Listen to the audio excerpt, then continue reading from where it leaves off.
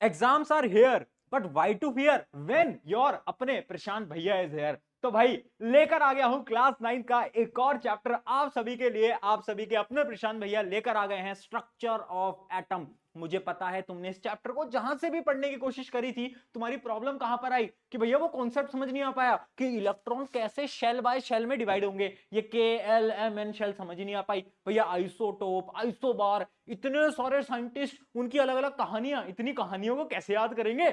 मैं बोल रहा हूं मैं हूं ना, मैं सब देख लूंगा, तुम टेंशन मत लो। आज हम इस चैप्टर को पूरी तरीके से समाप्त करेंगे, इंपॉर्टेंट क्वेश्चन बताऊंगा और वो क्वेश्चन बेटा पेपर के अंदर आने की चांसेस तुम्हें पता चल ही गया होगा, मुझे बोलने की जरूरत नहीं है। तो चलें शुरू करें, एक लाइन के साथ शुरू करते हैं। लाइन कुछ इस प्रकार से है, मुस्कुराएं हमेशा छुपाएं गम, मुस्कुराएं हमेशा छुपाएं गम, उन लोगों को तो वक्त बताएगा कि कौन है हम। तो भाई तुम्हारे कमबैक का टाइम आ गया है, ठीक है। अब तुम्हें अपना सबसे बड़ा कमबैक करना है। कैसे करोगे? पढ़ाई कर लो, नोट्स बनाओ और उन सब लोगों को गलत प्रूव करना जो कि तुमसे बोलते थे कि तुमसे कुछ नहीं हो पाएगा, ठीक है। चलो स्टार्ट करते हैं। इसके अंदर हम क्या क्या टॉपिक कवर करने वाले हैं, सारे टॉपिक जो भी आपके एनसीईआरटी के अंदर है, जिसकी आपका डिस्कवरी ऑफ प्रोटॉन, इलेक्ट्रॉन, उसके अलावा न्यूट्रॉन, रदरफोर्ड के एक्सपेरिमेंट, बोर के experiment, atomic number, mass number, valency, isotope, isobar, सब खत्म करेंगे और वो भी मजेदार तरीके से, है ना। अपना पढ़ाने का तरीका ही तुम्हें पता ही है, थोड़ा इंटरेस्टिंग है, तो अपन आप वैसे पढ़ाएंगे, ठीक है। तो इस चैप्टर को पढ़ाने के लिए ना एक कहानी आपको समझनी पड़ेगी, एक नई स्टोरी में अपन घूमेंगे। स्टोरी क्या है भैया? ये कहानी है मेरी। तुम्हारे प्रशांत भैया आज बने हैं एटम। मैं क्या हूं बेटा? मैं हूं एटम, ठीक है।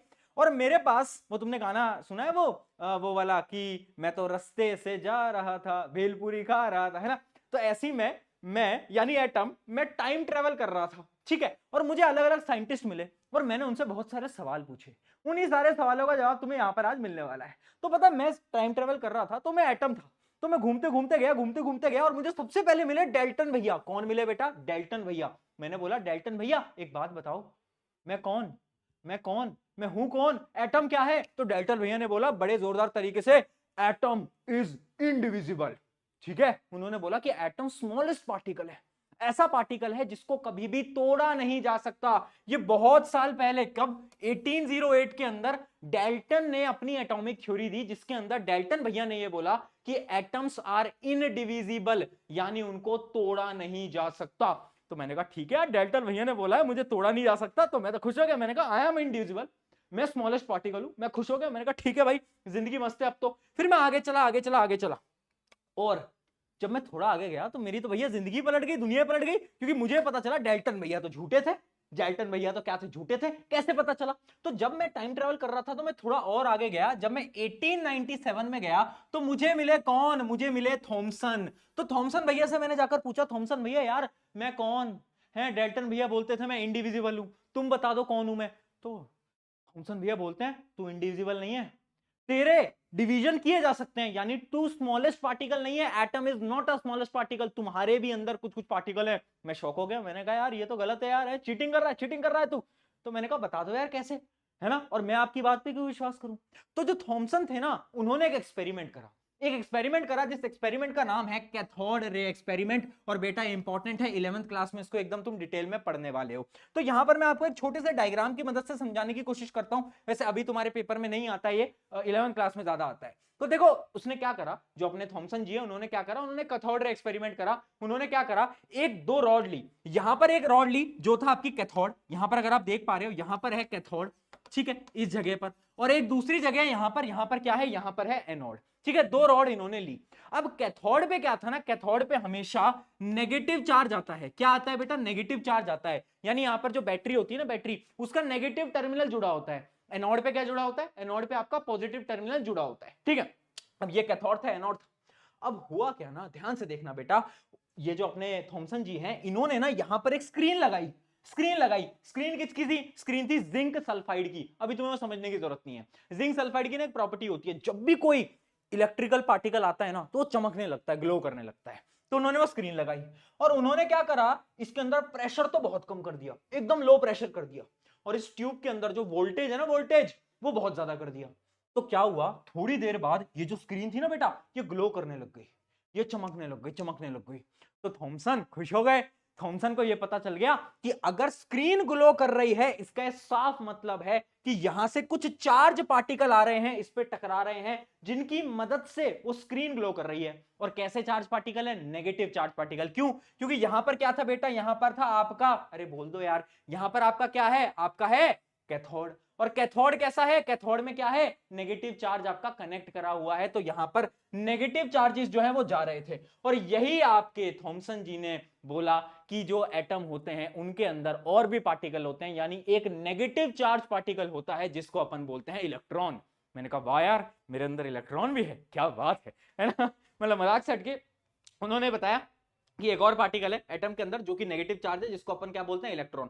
अब याद रखना, सवाल क्या आता है, ये जो जे थॉमसन ने जो पूरा का पूरा एक्सपेरिमेंट करा ना, इसकी कंडीशंस क्या थी? सबसे पहली कंडीशन इसकी क्या थी? याद रखना, इन्होंने एक वैक्यूम ट्यूब ली। क्या ली बेटा? एक वैक्यूम ट्यूब ली, ठीक है। और उस वैक्यूम ट्यूब के अंदर उन्होंने क्या करा? उन्होंने वोल्टेज को तो एकदम हाई कर दिया, हाई वोल्टेज कर दिया, और जो प्रेशर है ना, प्रेशर वो एकदम लो कर दिया। तो जो दो कंडीशन है ना इंपॉर्टेंट, जो कि तुम्हारे पेपर में बेटा सवाल आएगा, देख ले। अरे भाई यार, तुम डिस्ट्रैक्टेड कैसे हो जाते हो? लेक्चर शुरू हुए इतना सा समय हुआ है और तुम इधर उधर घूम रहे हो। अरे यार, थोड़ा सा फोकस बनाए रखो, हैं? फोकस। इन सारी चीजों को दिल में याद कर लो, और अगर बेटा दिल में याद नहीं कर पा रहे तो दिमाग में कर लो, क्योंकि दिमाग तो तुम्हारा ऑलरेडी खाली है ना। तो जहां पे भी याद करने पर कर लो, ठीक है। तो क्या है? लो प्रेशर और आपका हाई वोल्टेज, ये दो कंडीशन थी जिसकी मदद से उन्होंने एक्सपेरिमेंट करा, जिसका नाम था कैथोड रे एक्सपेरिमेंट। इससे क्या पता चला? इससे यह पता चला कि एक नेगेटिव चार्ज पार्टिकल है, और उस चार्ज पार्टिकल का नाम क्या है? इलेक्ट्रॉन। मुझे पता चल गया भैया मेरे अंदर इलेक्ट्रॉन भी है। क्या बात है भैया, है प्रशांत भैया के अंदर इलेक्ट्रॉन, वाह। ठीक है, तो इन्होंने बता दिया था कि एटम को डिवाइड कर सकते हैं, उसके अंदर एक इलेक्ट्रॉन भी है। ठीक है, अब मैं और आगे बढ़ा, है ना। उससे मैं टाइम ट्रेवल कर रहा हूं ना बेटा, मैं टाइम ट्रेवल कर रहा हूं, तो मैं और आगे बढ़ा, मैंने और चीजें सुनी। बट उससे पहले इलेक्ट्रॉन की कुछ प्रॉपर्टीज बता देता हूं, और ये इंपॉर्टेंट है। सबसे पहली चीज, इलेक्ट्रॉन क्या है? नेगेटिवली चार्ज पार्टिकल है, आपको मैंने बता ही दिया। उसके अलावा एक इलेक्ट्रॉन का चार्ज पता है कितना होता है? 1.6 इंटू 10⁻⁻19 कूलम्ब। इस वैल्यू को बेटा याद कर लेना, है ना। पेपर में आए ना आए, बट अगले साल तो इंपॉर्टेंट है। जब तुम 10th क्लास पढ़ोगे ना, तो तुम्हारे लिए बहुत इंपॉर्टेंट है, ये तुम्हें याद करना ही पड़ेगा। तो आज ही कर लो, 1.6 इंटू 10⁻⁻19। और यहां पर माइनस का साइन क्यों है? क्योंकि इलेक्ट्रॉन कैसा है? नेगेटिव है। बहुत बढ़िया। अच्छा, इसका मास क्या होता है? इलेक्ट्रॉन का मास नेग्लिजिबल होता है, यानी कुछ ना होने के समान होता है ना। जैसे तुम हो और तुम्हारी क्रश है, तुम्हारी क्रश की जिंदगी में जो तुम्हारी वैल्यू है नेग्लिजिबल, है ना। उसी प्रकार से यहां पर भी मास ऑफ इलेक्ट्रॉन अपने लिए नेग्लिजिबल है। क्यों? देखो, 9.1 इंटू 10⁻⁻31 kg, -31 तो बहुत छोटा हो गया, तो उसका मास हम नेग्लेक्ट करके रखते हैं। ठीक है, सिंबल क्या होता है इलेक्ट्रॉन का? इस प्रकार से हम उसका सिंबल बनाते हैं, बहुत ज्यादा छोटा होता है, और न्यूक्लियस के आउटसाइड मिलता है। अभी इस पॉइंट की तरफ आप गौर मत फरमाओ, इसके बारे में हम आगे बात करेंगे, अभी टेंशन नहीं लेनी। अभी बस ये ऊपर के 3-4 पॉइंट समझ गए। क्या बताया? मैं टाइम ट्रेवल कर रहा था, मुझे मिले थॉमसन बाबा, मैंने कहा थॉमसन बाबा कुछ बताओ, तो उन्होंने बोला कैथोड रे एक्सपेरिमेंट है, और एक नेगेटिव चार्ज पार्टिकल है तेरे अंदर जिसका नाम है इलेक्ट्रॉन। इलेक्ट्रॉन की प्रॉपर्टी समझ गए, ठीक है। अब अच्छा, एक एक्सपेरिमेंट और हुआ था, है ना। और वो जो एक्सपेरिमेंट था ना, वो पता किसने करा था? वो करा था आपके ई गोल्डस्टन। ई गोल्डस्टन ने, और ई गोल्डस्टन ने भी सेम एक्सपेरिमेंट करा था। जैसे आपको याद है ना, कैथोड रे, ऐसे पार्टिकल आया, फिर वो चमकने लग गई स्क्रीन, ऐसा ही पार्टिकल, ऐसे ही उन्होंने एक एक्सपेरिमेंट करा था। बट उन्होंने पता है किसकी मदद से करा था? उन्होंने करा था आपके एनोड की मदद से। किसकी मदद से? एनोड रे एक्सपेरिमेंट अपन उसको बोलते हैं, या फिर अपन उसको कैनाल एक्सपेरिमेंट भी बोलते हैं। कैनाल रे एक्सपेरिमेंट या फिर एनोड, है ना, एनोड रे एक्सपेरिमेंट। उसमें क्या हो रहा था? जे थॉमसन ने क्या करा? उन्होंने एक्सपेरिमेंट करा था किसकी मदद से? कैथोड की मदद से, इन्होंने एनोड की मदद से। तो इनको जो एक्सपेरिमेंट में मिला ना, वो पता क्या था? इनको ये पता चला कि नेगेटिव चार्ज के साथ साथ एक पॉजिटिव चार्ज भी होता है, क्योंकि इस एक्सपेरिमेंट के अंदर भी स्क्रीन ग्लो करने लग गई थी। आपके सिलेबस के अंदर बेटा एक्सपेरिमेंट नहीं है, पढ़ने की कोई जरूरत नहीं है ना, बड़ी क्लासेस में पढ़ते हो। अभी आप बस नाम याद रखना, नाम क्या है? एनोड रे एक्सपेरिमेंट या फिर कैनाल रे एक्सपेरिमेंट। इससे क्या पता चला था? इससे पता चला कि एक पॉजिटिव चार्ज पार्टिकल भी है।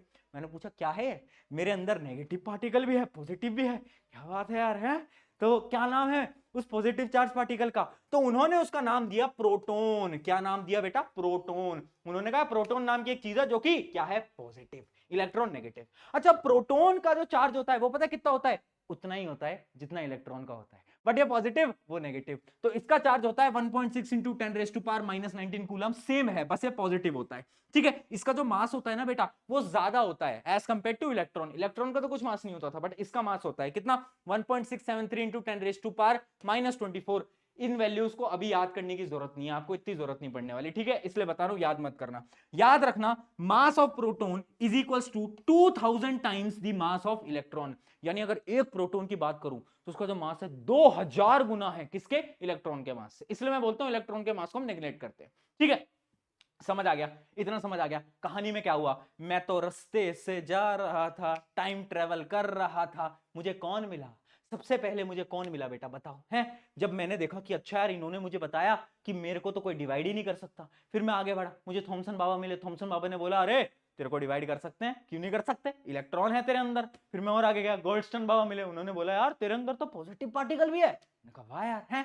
अब मैं और आगे बढ़ा, है ना, अब मैं टाइम ट्रेवल करते करते बेटा और आगे बढ़ गया, है ना। तो अब जब मैं और आगे बढ़ा 1932, बहुत बाद में 1932 में एक इंसान आया, है ना, चैड इंसान आया। चैड समझते, चैड, आजकल वो सिग्मा विग्मा मेल नहीं चलता, और तुम में से कोई वो नहीं है, ये जो तुम करते रहते हो ना सिग्मा सिग्मा, तुम में से कोई सिग्मा नहीं है, तुम सारे के सारे पता है क्या हो, तुम सारे के सारे तो पाए हो, पाए। ये पाए वाला सिंबल पता है मैथ का, पाए, पाए यानी क्यूटी पाए हो तुम, है ना। तो सिग्मा बोलना खुद को बंद करो।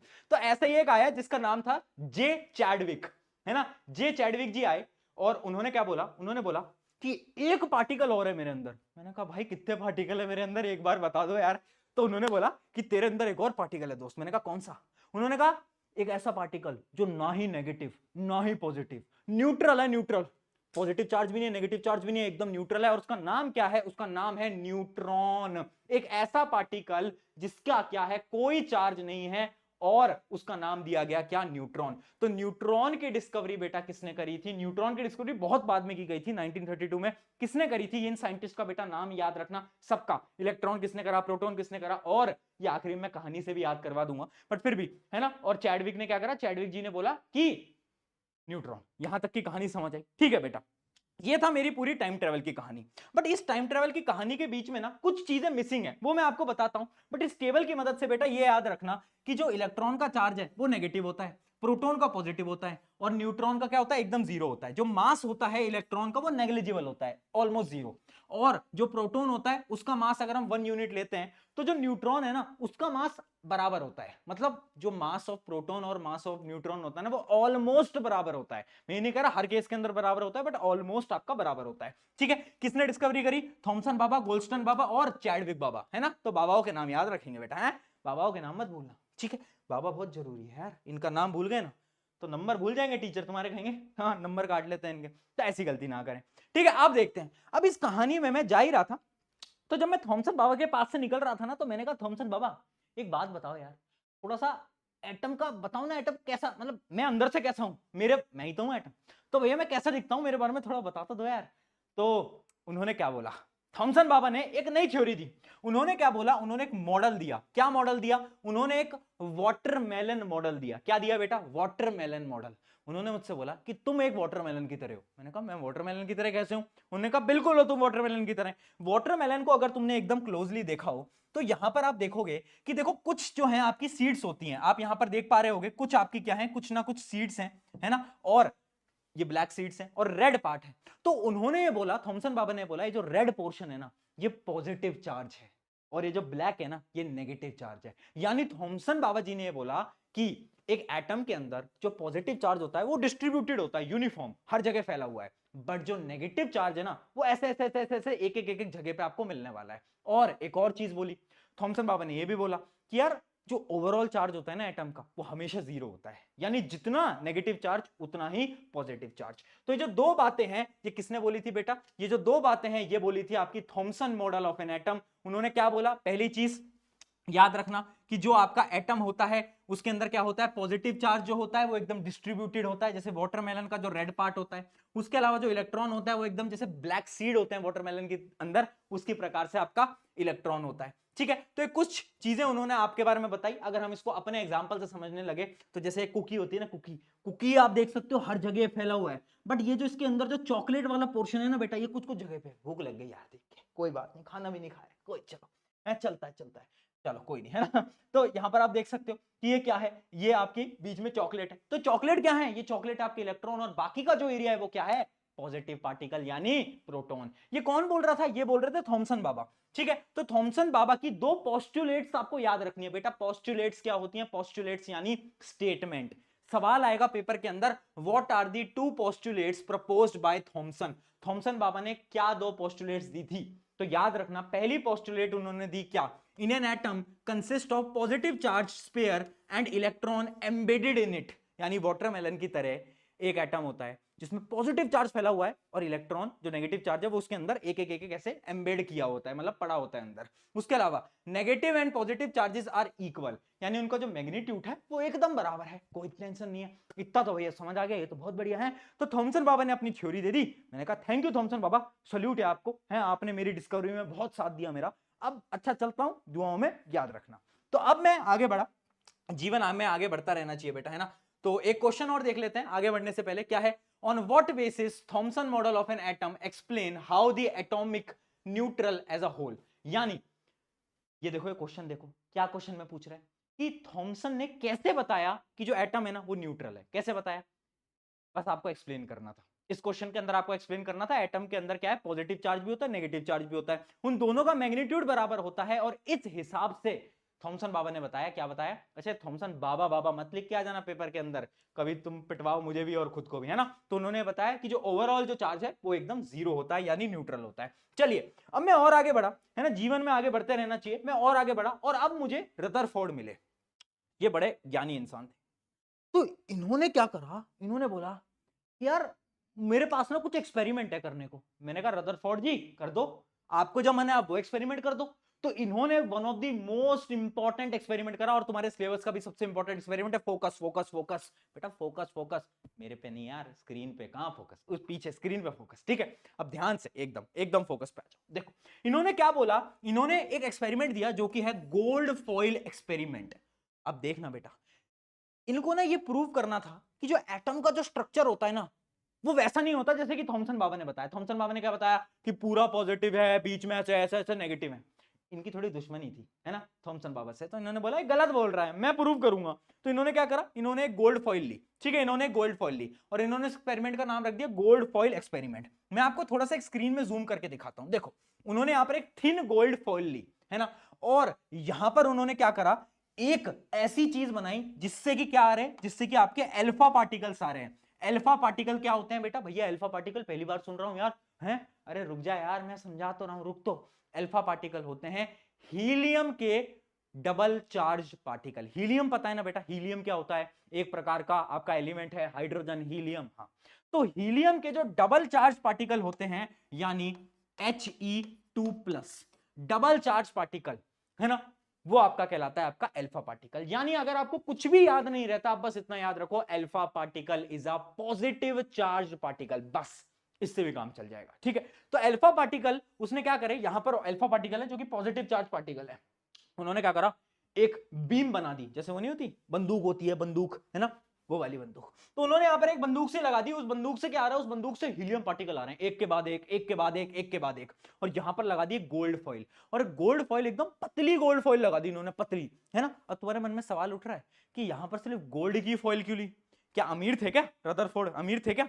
अरे अमीर अमीर नहीं थे, गोल्ड फॉइल इसलिए ली क्योंकि उसके कुछ एडवांटेजेस होती हैं, वो मैं आगे बताऊंगा, ठीक है। तो गोल्ड फॉइल लगा दी। अब देखना बेटा क्या किया, अब उन्होंने यहां से क्या करे, ये पार्टिकल जा रहे हैं, देख पा रहे हो, ये पार्टिकल जा रहे हैं। अब उन्होंने देखा कि बहुत सारे पार्टिकल तो पास हो गए, यहां से डायरेक्टली पास हो गए, यानी पार्टिकल गए और गोल्ड फॉइल से पास करके आगे चले गए। बट यहां तक तो सब सही चल रहा था। थोड़ी देर बाद वो क्या देखते हैं, कुछ पार्टिकल टकराए और डेविएट हो गए। डेविएट यानी कभी मुड़ गए, कभी यहां आ गए, कभी यहां आ गए, कभी यहां आ गए, यानी कुछ पार्टिकल अपनी डायरेक्शन में इधर उधर इधर उधर हो गए। कह रहे यार ये क्या हो रहा है, ये क्या हो रहा है। और उसके बाद वो शॉक तब हुए जब एक पार्टिकल जो कि गया और वो वापस आया, यानी टकराया, ये टकराया और ये वापस आया। ऐसा नहीं होता कि जब तुम जाते हो, है ना, तुम्हारे दोस्त तुमसे बोलता है अरे जा जा जा बात कर ले, उससे बात कर ले, है ना, तो तुम कॉन्फिडेंस में आगे बात करने चले तो जाते हो, पर जैसे ही बात करने जाते हो देख के वो इंट्रोवर्ट वाला अंदर से तुम्हारा जाग जाता है, तुमसे बात नहीं होती, फिर तुम ऐसे पीछे मुड़ के वापस आ जाते हो, है ना। उसी प्रकार से यहां पर अल्फा पार्टिकल गया और अल्फा पार्टिकल वापस आ गया। अभी शॉक हो गया यार, अल्फा पार्टिकल खुद से वापस कैसे आ गया। और तब इन्होंने बहुत सारी स्टेटमेंट्स दी और बहुत सारे रीजन बताए और बहुत सारी चीजों से उन्होंने बताया कि एटम का स्ट्रक्चर कैसा होता है, और वही हमें पढ़ना है। ये एक्सपेरिमेंट तो समझ में आ गया, अल्फा पार्टिकल, गोल्ड फॉइल, ठीक है, बहुत सारे पार्टिकल क्या कर गए, पास डाउन कर गए, कुछ पार्टिकल डिफ्लेक्ट कर गए और एक पार्टिकल वापस आ गया। ठीक है, ये था आपका क्या, ये होता है आपका रदरफोर्ड का एक्सपेरिमेंट। ठीक है, रदरफोर्ड मॉडल ऑफ एटम। ठीक है, तो इसको थोड़ा सा और डिटेल में समझते हैं। यहां पर आप देख सकते हो, यहां पर एक थोड़ा 3D तरीके से आपको दिख रहा होगा कि जैसे कि मान लो एक गोल्ड फॉइल है, यहां से क्या आ रहे हैं, यहां से आपके अल्फा पार्टिकल आ रहे हैं, अल्फा पार्टिकल आए आए आए, बहुत सारे तो पास कर गए पास कर गए पास कर गए पास कर गए, देख पा रहे हो, पास कर गए, कुछ आए डेविएट हो गए, कुछ आए डेविएट हो गए, और एक जो आया और वापस से ये चला गया। देखो ये आया, ये वापस गया, है ना। गोल्ड फॉइल किससे बना है बेटा, गोल्ड फॉइल एटम से ही तो बना है। गोल्ड फॉइल क्या होता है, एटम के ही तो बनता है ना फॉइल। गोल्ड गोल्ड कोई भी एटम है किससे बना है, कोई भी एलिमेंट एटम से ही तो बनता है। तो ये एटम आपको दिख रहे हैं, है ना, टकरा रहे हैं, पास हो जा रहे हैं, बट कुछ रिफ्लेक्ट कर जा रहे हैं।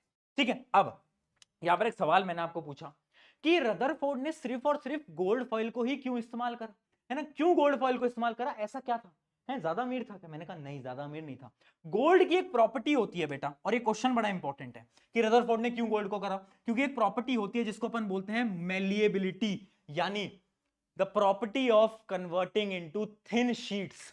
यानी अगर आप गोल्ड है ना, गोल्ड गोल्ड एक ऐसा आपका मेटल है जिसको अगर आप ऐसे मारोगे ना हथौड़े से तो एकदम पतली थिन शीट के अंदर कन्वर्ट हो जाएगा, बाकी एलिमेंट नहीं हो पाते, है ना। अब थिन शीट में क्यों कन्वर्ट करना था, ताकि जितना पतला फॉइल हो, है ना, उतना ही अच्छा एक्सपेरिमेंट हो पाएगा। तो ये बहुत इंपॉर्टेंट है, याद रखना, Rutherford wanted a metal sheet that could be thin as possible. उनको एकदम पतली मेटल शीट चाहिए थी, और वो गोल्ड कर सकता था, क्योंकि गोल्ड के पास क्या प्रॉपर्टी है, मोस्ट मेलिएबल, यानी वो थिन शीट्स के अंदर इजीली कन्वर्ट हो जाता है ना। इस वजह से उन्होंने क्या करा, गोल्ड को यूज करा एज अ फॉइल। ये इंपॉर्टेंट सवाल है, फिर बोल रहा हूं, यहां पर स्टार मार्क कर लेना, पेपर के अंदर आने की चांसेस बहुत ज्यादा हो सकती है। चलिए, है ना, फिर बोलोगे भैया पेपर लीक कर दिया, पेपर लीक कर दिया। अरे भाई पता है, जब टफ क्वेश्चन ऐसा आता है स्कूलों के अंदर तो बताऊंगा नहीं कि तुमको, है ना, पेपर लीक नहीं करता, और करता हूं तो आगे बढ़ो है ना। अब देखते हैं ऑब्जर्वेशन। ऑब्जर्वेशन क्या है, मतलब हमने क्या सीखा, है ना, आखिर हमें क्या क्या नई नई ऑब्जर्वेशन मिली वो तो देखें। अब देखना बेटा, 3 ऑब्जर्वेशन बेसिकली रदरफोर्ड ने देखी। पहली ऑब्जर्वेशन क्या थी, most of the alpha particle passed straight through the gold foil. मैंने आपको बताया बहुत सारे तो पास कर गए। फिर क्या हुआ, there was deflection at some angle, कुछ पार्टिकल जो थे वो थोड़े डिफ्लेक्ट हो गए, थोड़े मुड़ मुड़ गए, है ना, डिफ्लेक्शन आ गया। और क्या, a very small amount of alpha particle rebounded, rebounded यानी रिफ्लेक्टेड, वापिस आए। यानी कितना स्मॉल अमाउंट है, अगर 12,000, देखना बेटा, अगर 12,000 अल्फा पार्टिकल जाएंगे ना, तो केवल और केवल एक अल्फा पार्टिकल है जो कि वापस आएगा, है ना, बाकी सब या तो सीधे निकल जाएंगे या तो डिफ्लेक्ट हो जाएंगे, है ना। तो 12,000 में से एक जो है वो रिफ्लेक्ट कर जाएगा। तो 3 ऑब्जर्वेशन याद रखना, एक्सपेरिमेंट चल रहा है, पहले एक्सपेरिमेंट समझा, अब हमने समझा कि 3 ऑब्जर्वेशन हमें देखने को मिली। अब हम क्या करेंगे, इस ऑब्जर्वेशन की मदद से कुछ कंक्लूजन निकालेंगे कि इसके कंक्लूजन क्या निकले, फाइनल क्या स्टेटमेंट्स हैं। तो कंक्लूजन देखते हैं बेटा। अब फाइनली रदरफोर्ड ने क्या कंक्लूजन दिए, और ये सवाल आता है what are the observation obtained and conclusion. अगर क्वेश्चन आ रहा है ना कि व्हाट आर दी ऑब्जर्वेशन, तो ऑब्जर्वेशन तो आपको वो बताना है, और अगर पूछा जा रहा है what are the conclusions from Rutherford experiment, तो तुम्हें ये बताना है। ये चीज मैं इसलिए बता रहा हूं क्योंकि मूर्ख बालकों, बच्चे गलती करते हैं, पेपर में सवाल आता है व्हाट आर दी ऑब्जर्वेशन, उसके अंदर वो ये लिख के आते हैं कि कंक्लूजन लिखे आते हैं। भैया ऑब्जर्वेशन वो है जो अभी बताई, ये कंक्लूजन है, याद रखेंगे। ठीक है, कंक्लूजन क्या है, पहली चीज मोस्टली एम्प्टी स्पेस, यानी रदरफोर्ड भैया ने ये बोला कि क्योंकि बहुत सारे अल्फा पार्टिकल पास हो गए, इसका साफ मतलब है, इसका साफ मतलब है कि जो आपका जो एटम है ना, एटम एटम खाली है, एटम की स्पेस खाली है। इमेजिन करो एक बैलून है, अगर वो बैलून खाली है तो कोई भी चीज उसमें से पास कर जाएगी, पास कर जाएगी ना बेटा, है ना। अगर एयर है तो एयर क्या है, एयर खाली है तो उसमें से आप ऐसे पास कर सकते हो। मान लो सामने एक पत्थर रख दिया, तो क्या पत्थर को पास कर सकते हो, नहीं कर सकते। सिमिलरली एटम की जो मोस्ट ऑफ द स्पेस है वो खाली है, तभी बहुत सारे आपके जो अल्फा पार्टिकल थे वो पास कर गए। पहला कंक्लूजन तो ये। अगला, पॉजिटिव चार्ज न्यूक्लियस, यानी अगली चीज उन्होंने ये बोली कि एटम के पास एक ऐसी जगह है जिसके अंदर क्या है, बहुत सारा मास स्टोर्ड है, यानी बहुत सारा पॉजिटिव चार्ज स्टोर्ड है, और उसी को उन्होंने नाम दिया न्यूक्लियस। क्या नाम दिया, न्यूक्लियस। एक ऐसी चीज है हर एक एटम के पास जिसकी वजह से अल्फा पार्टिकल जा रहे हैं और टकरा रहे हैं। इसका साफ मतलब है कि एटम के पास कुछ तो ऐसा है जिसके पास मास है और चार्ज है, है ना, मास है और चार्ज है, और उसी को ही उन्होंने नाम दिया क्या बेटा, उनको उन्होंने नाम दिया न्यूक्लियस। याद रखना न्यूक्लियस क्या है, एक ऐसी चीज एटम के अंदर जिसके पास क्या है, पॉजिटिव चार्ज है और मास भी है, मास और पॉजिटिव चार्ज। और एटम का जो सारा का सारा मास है वो ऑलमोस्ट कहां प्रेजेंट होता है, वो न्यूक्लियस के अंदर ही प्रेजेंट होता है। ये अगली चीज देखते हैं, न्यूक्लियस साइज। अगली ऑब्जर्वेशन हमें ये देखने को मिली कि न्यूक्लियस तो है बट बहुत छोटा है, क्योंकि तुमने देखा ना कि 12,000 में से सिर्फ एक पार्टिकल वापस गया, न्यूक्लियस से टकराया तभी तो वापस गया। अरे एक बात बता, अल्फा पार्टिकल क्या है, पॉजिटिव चार्ज, न्यूक्लियस के अंदर क्या है, पॉजिटिव चार्ज, पॉजिटिव पॉजिटिव क्या करेंगे बेटा, रिपेल करेंगे, है ना, ये तो पढ़ा है 8th क्लास के अंदर, रिपेल करेंगे। तो न्यूक्लियस है तो बट बहुत छोटा है, और यही है न्यूक्लियस साइज, यानी न्यूक्लियस इज एक्सट्रीमली स्मॉल। ये तीसरा कंक्लूजन। चौथी चीज क्या है, मास कंसंट्रेशन, जो कि मैं आपको ऑलरेडी बता चुका हूं कि जितना भी मास है ना एटम का, वो कहां पर है, वो आपका न्यूक्लियस के अराउंड क्या है, स्टोर्ड है। बाकी जो आपका पूरा एटम है वो एम्प्टी है। ठीक है, तो ये 3-4 चीजों को याद रखना। पहला क्या है, ज्यादातर स्पेस एकदम एम्प्टी है। फिर एक चीज हमें पता चली जो कि है न्यूक्लियस, जिसके अंदर बहुत सारा मास है, साथ साथ में पॉजिटिव चार्ज है। फिर हमें पता चला न्यूक्लियस का साइज एकदम छोटा है, एकदम छोटा सा है। और हमें क्या पता चला, मास कंसंट्रेशन, यानी जो जितना भी मास है वो न्यूक्लियस के अंदर क्या है, कंसंट्रेटेड है। ये 4 ऑब्जर्वेशन क्या समझ आया? आया तो जल्दी बताओ, मैं 1 मिनट पानी पी के आता हूं, जल्दी। आ गया ना समझ में? इतना डन है। चलो, ये कंक्लूजन्स आपको यहां पर एकदम समझ आ गए कि क्या क्या कंक्लूजन थे, है ना। उसके अलावा अगर हम बात करें कि फीचर्स क्या हैं, मतलब जो रदरफोर्ड के एक्सपेरिमेंट हुए ना, उसके फाइनल फीचर्स क्या हैं, तो वही है कंक्लूजन, फीचर एक ही बात है। तो फीचर क्या क्या पता चले, पहली चीज, there is a positive placed nucleus. पहली चीज क्या पता चली कि न्यूक्लियस है, हर एक एटम के पास न्यूक्लियस है ना, हमें पता चल गई न्यूक्लियस है। और न्यूक्लियस का साइज छोटा है, हमें यह भी पता चला। अगली चीज हमें क्या पता चली, ये बताया था रदरफोर्ड ने, क्या बताया कि electron revolve round nucleus in a well defined orbit.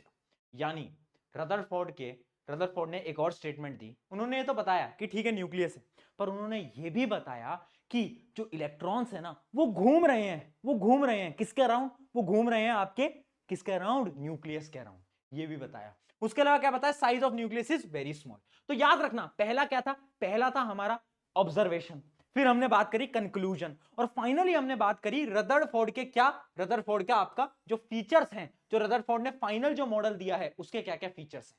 ठीक है, तो कंफ्यूज मत होना, ऑब्जर्वेशन, कंक्लूजन और फाइनल है जो रदरफोर्ड ने फाइनल जो बताया कि ये फीचर्स हैं, मैं जो मॉडल दे रहा हूं उसके फीचर हैं। क्या क्या फीचर हैं, पहली चीज, एक न्यूक्लियस नाम की चीज होती है जिसमें सारा का सारा मास स्टोर्ड है, न्यूक्लियस का जो साइज है वो बहुत छोटा होता है, और इलेक्ट्रॉन्स जो हैं वो न्यूक्लियस के अराउंड आपके घूमते हैं ऑर्बिट्स के अंदर। ठीक है, ये 3 चीजें आपके किसने दी, रदरफोर्ड ने। मैंने कहा ठीक है रदरफोर्ड जी, बहुत बहुत धन्यवाद आपका, अच्छा चलता हूं, दुआओं में याद रखना। चलिए, तो हम रदरफोर्ड से अब आगे बढ़ जाते हैं, है ना। और अब मैं थोड़ा सा आगे बढ़ रहा था तो मुझे ना एक बाबा मिलते हैं, बोर बाबा। कौन है बेटा, बोर बाबा। ठीक है, और ये जो बोर बाबा थे ना, वो ये बोलते हैं कि यार ये जो रदरफोर्ड था ना ये झूठा है। मैंने कहा यार कैसे झूठा है यार, क्या बात कर रहे हो हैं, मैं पहले वो रदरफोर्ड से मिला, उसने बोला थॉमसन झूठा है, अब मैं तुमसे मिल रहा हूं, तुम कह रहे हो रदरफोर्ड झूठा है, क्या चल रहा है भाई। मैंने कहा नहीं झूठा है। मैंने कहा कैसे झूठा है। उन्होंने कहा कि उसने जो मॉडल दिया है ना, मॉडल, उस मॉडल के अंदर ड्रॉबैक है। मैंने कहा क्या ड्रॉबैक है, क्या कमी है। तो उन्होंने बोला एक कमी है बहुत बड़ी। मैंने कहा बताओ। उन्होंने बोला रदरफोर्ड ये बोल रहा है कि इलेक्ट्रॉन घूम रहा है। मैंने कहा बिल्कुल घूम रहा है। तो अगर इलेक्ट्रॉन घूम रहा है तो कुछ समय बाद इलेक्ट्रॉन की एनर्जी कम होगी। मैंने कहा बिल्कुल कम होगी, कोई चीज एक्सेलरेट करती है तो एनर्जी कम होती है। अब जब उसकी एनर्जी कम होगी, और फिर वो न्यूक्लियस के अंदर आके मिल जाएगा, मैंने कहा बात तो आपकी सही है। अगर सारे इलेक्ट्रॉन न्यूक्लियस में आकर मिल रहे हैं तो इस हिसाब से तो एटम एग्जिस्ट ही नहीं करना चाहिए, एटम तो खत्म हो जाना चाहिए, बट एटम तो एग्जिस्ट करता है। मैंने कहा यार मेरे ही एग्जिस्टेंस पे सवाल उठा दिया इसने तो, है मेरे ही एग्जिस्टेंस, मैं ही तो एटम था, मेरे पे ही सवाल उठा दिया। मैंने कहा बात तो सही कह रहा है, रदरफोर्ड झूठा था फिर तो, है ना। तो हमें पता चला ड्रॉबैक क्या है। ड्रॉबैक याद रखना, रदरफोर्ड के अकॉर्डिंग इलेक्ट्रॉन जो थे वो रिवॉल्व करते थे round round round round, but अगर कोई भी चीज रिवॉल्व करेगी तो होगा क्या, उसकी एनर्जी कम होगी, एनर्जी के बाद क्या होगा, finally it will fall into nucleus, यानी वो न्यूक्लियस के अंदर क्या है, गिर जाएगा, है ना। बट ऐसा तो होता नहीं है, ऐसा तो कुछ भी नहीं है, क्योंकि एटम्स जो है हमारे एग्जिस्ट करते हैं। और अगर इसकी जो स्टेटमेंट है उसके हिसाब से तो बेटा क्या है, एटम बहुत ज्यादा अनस्टेबल होने चाहिए, बट एटम तो आपके स्टेबल होते हैं, है ना। तो मैंने बोला ठीक है यार रदरफोर्ड बड़ा झूठा था। तो मैंने कहा ठीक है यार, अब बौर जी आप ही बता दो यार, हैं आपको है ना वो है ना कि आपके चरणों में कोटि कोटि प्रणाम, आप बता दो यार, है ना। तो मैंने कहा ठीक है भाई। अब बोर जी ने बोला कि मैं एक नया मॉडल दूंगा। मैंने कहा 2 मॉडल। तो बोर ने एक नया मॉडल दिया। उन्होंने क्या करा, उन्होंने कुछ पोस्टुलेट्स दिए। उन्होंने क्या दिए बेटा, उन्होंने कुछ पोस्टुलेट्स दिए, यानी कुछ स्टेटमेंट्स दी। क्या है वो पोस्टुलेट्स समझना, और ये याद रखना है, बड़ा इंपॉर्टेंट है। यहां पर स्टार भी मार्क कर देता हूं। बोर की जो पोस्टुलेट्स हैं वो बहुत बार पेपर के अंदर पूछी जाती हैं। पहली स्टेटमेंट क्या दी उन्होंने, electron revolve around nucleus in a discrete orbit. यहां पर लिखा हुआ है बेटा डिस्क्रीट। डिस्क्रीट यानी स्पेशल ऑर्बिट, यानी स्टेबल ऑर्बिट, है ना। डिस्क्रीट यानी स्टेबल या फिर स्पेशल, दोनों एक ही चीज है। तो उन्होंने बोला कि जो इलेक्ट्रॉन घूम रहा है ना भैया, ये ऐसे नहीं है कि किसी भी ऑर्बिट में घूम जाएगा, ऐसा थोड़ी ना है, ये स्पेशल ऑर्बिट्स के अंदर घूम रहा है। ठीक है, पहली चीज उन्होंने बोली special orbit without emission of radiant energy, यानी ये कोई भी एनर्जी को ना बाहर ना ही दे रहा है ना ही कोई एनर्जी ले रहा है। यानी ये जो इलेक्ट्रॉन है ना, जब भी अपने स्पेशल ऑर्बिट में घूमेगा ना, तो ना ही ये किसी से एनर्जी लेगा, ना ही ये किसी को एनर्जी देगा, यानी एनर्जी का कोई भी लॉस या फिर कोई भी गेन ही नहीं होगा। ये उन्होंने पहली स्टेटमेंट दी। और ये जो शेल है ना जिसके अंदर वो घूम रहा है, उनको उन्होंने नाम दिया एनर्जी शेल या फिर एनर्जी लेवल्स। क्या नाम दिया, एनर्जी शेल, एनर्जी लेवल्स। क्या है, ये एक प्रकार के ऑर्बिट्स हैं जिसके अराउंड आपका इलेक्ट्रॉन घूम रहा है। अगली स्टेटमेंट इन्होंने क्या दी, an orbit or energy level is designated as KLMN shells। ये पोस्टुलेट्स इंपॉर्टेंट है। पहली पोस्टुलेट समझ गए ना कि उन्होंने क्या बोला कि एक डिस्क्रीट एक स्पेशल ऑर्बिट है, उसके अराउंड घूमता है, तो ना ही एनर्जी दे सकता है ना ही एनर्जी ले सकता है, वो उसी जगह पर रहेगा, और उसको नाम क्या दिया, एनर्जी शेल।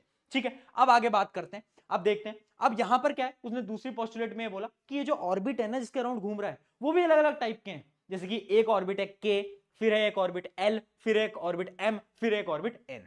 तो ऐसे अलग अलग ऑर्बिट है ना, सबके स्पेशल स्पेशल ऑर्बिट है और उनके नाम भी हैं के एल एम एन शेल्स। ठीक है, अगला देखते हैं। When a electron in the lowest energy level it is said to be ground state, यानी जब भी आपका जो इलेक्ट्रॉन है वो सबसे छोटी वाली शेल के अंदर है ना, देखो बेटा मैं आपको थोड़ा सा पोस्टुलेट समझा रहा हूं, बट उससे पहले आपको थोड़ा सा मुझे बताना पड़ेगा, वरना पोस्टुलेट समझ नहीं आ पाएगी। देखो यहां पर उन्होंने क्या बोले, अलग अलग शेल है।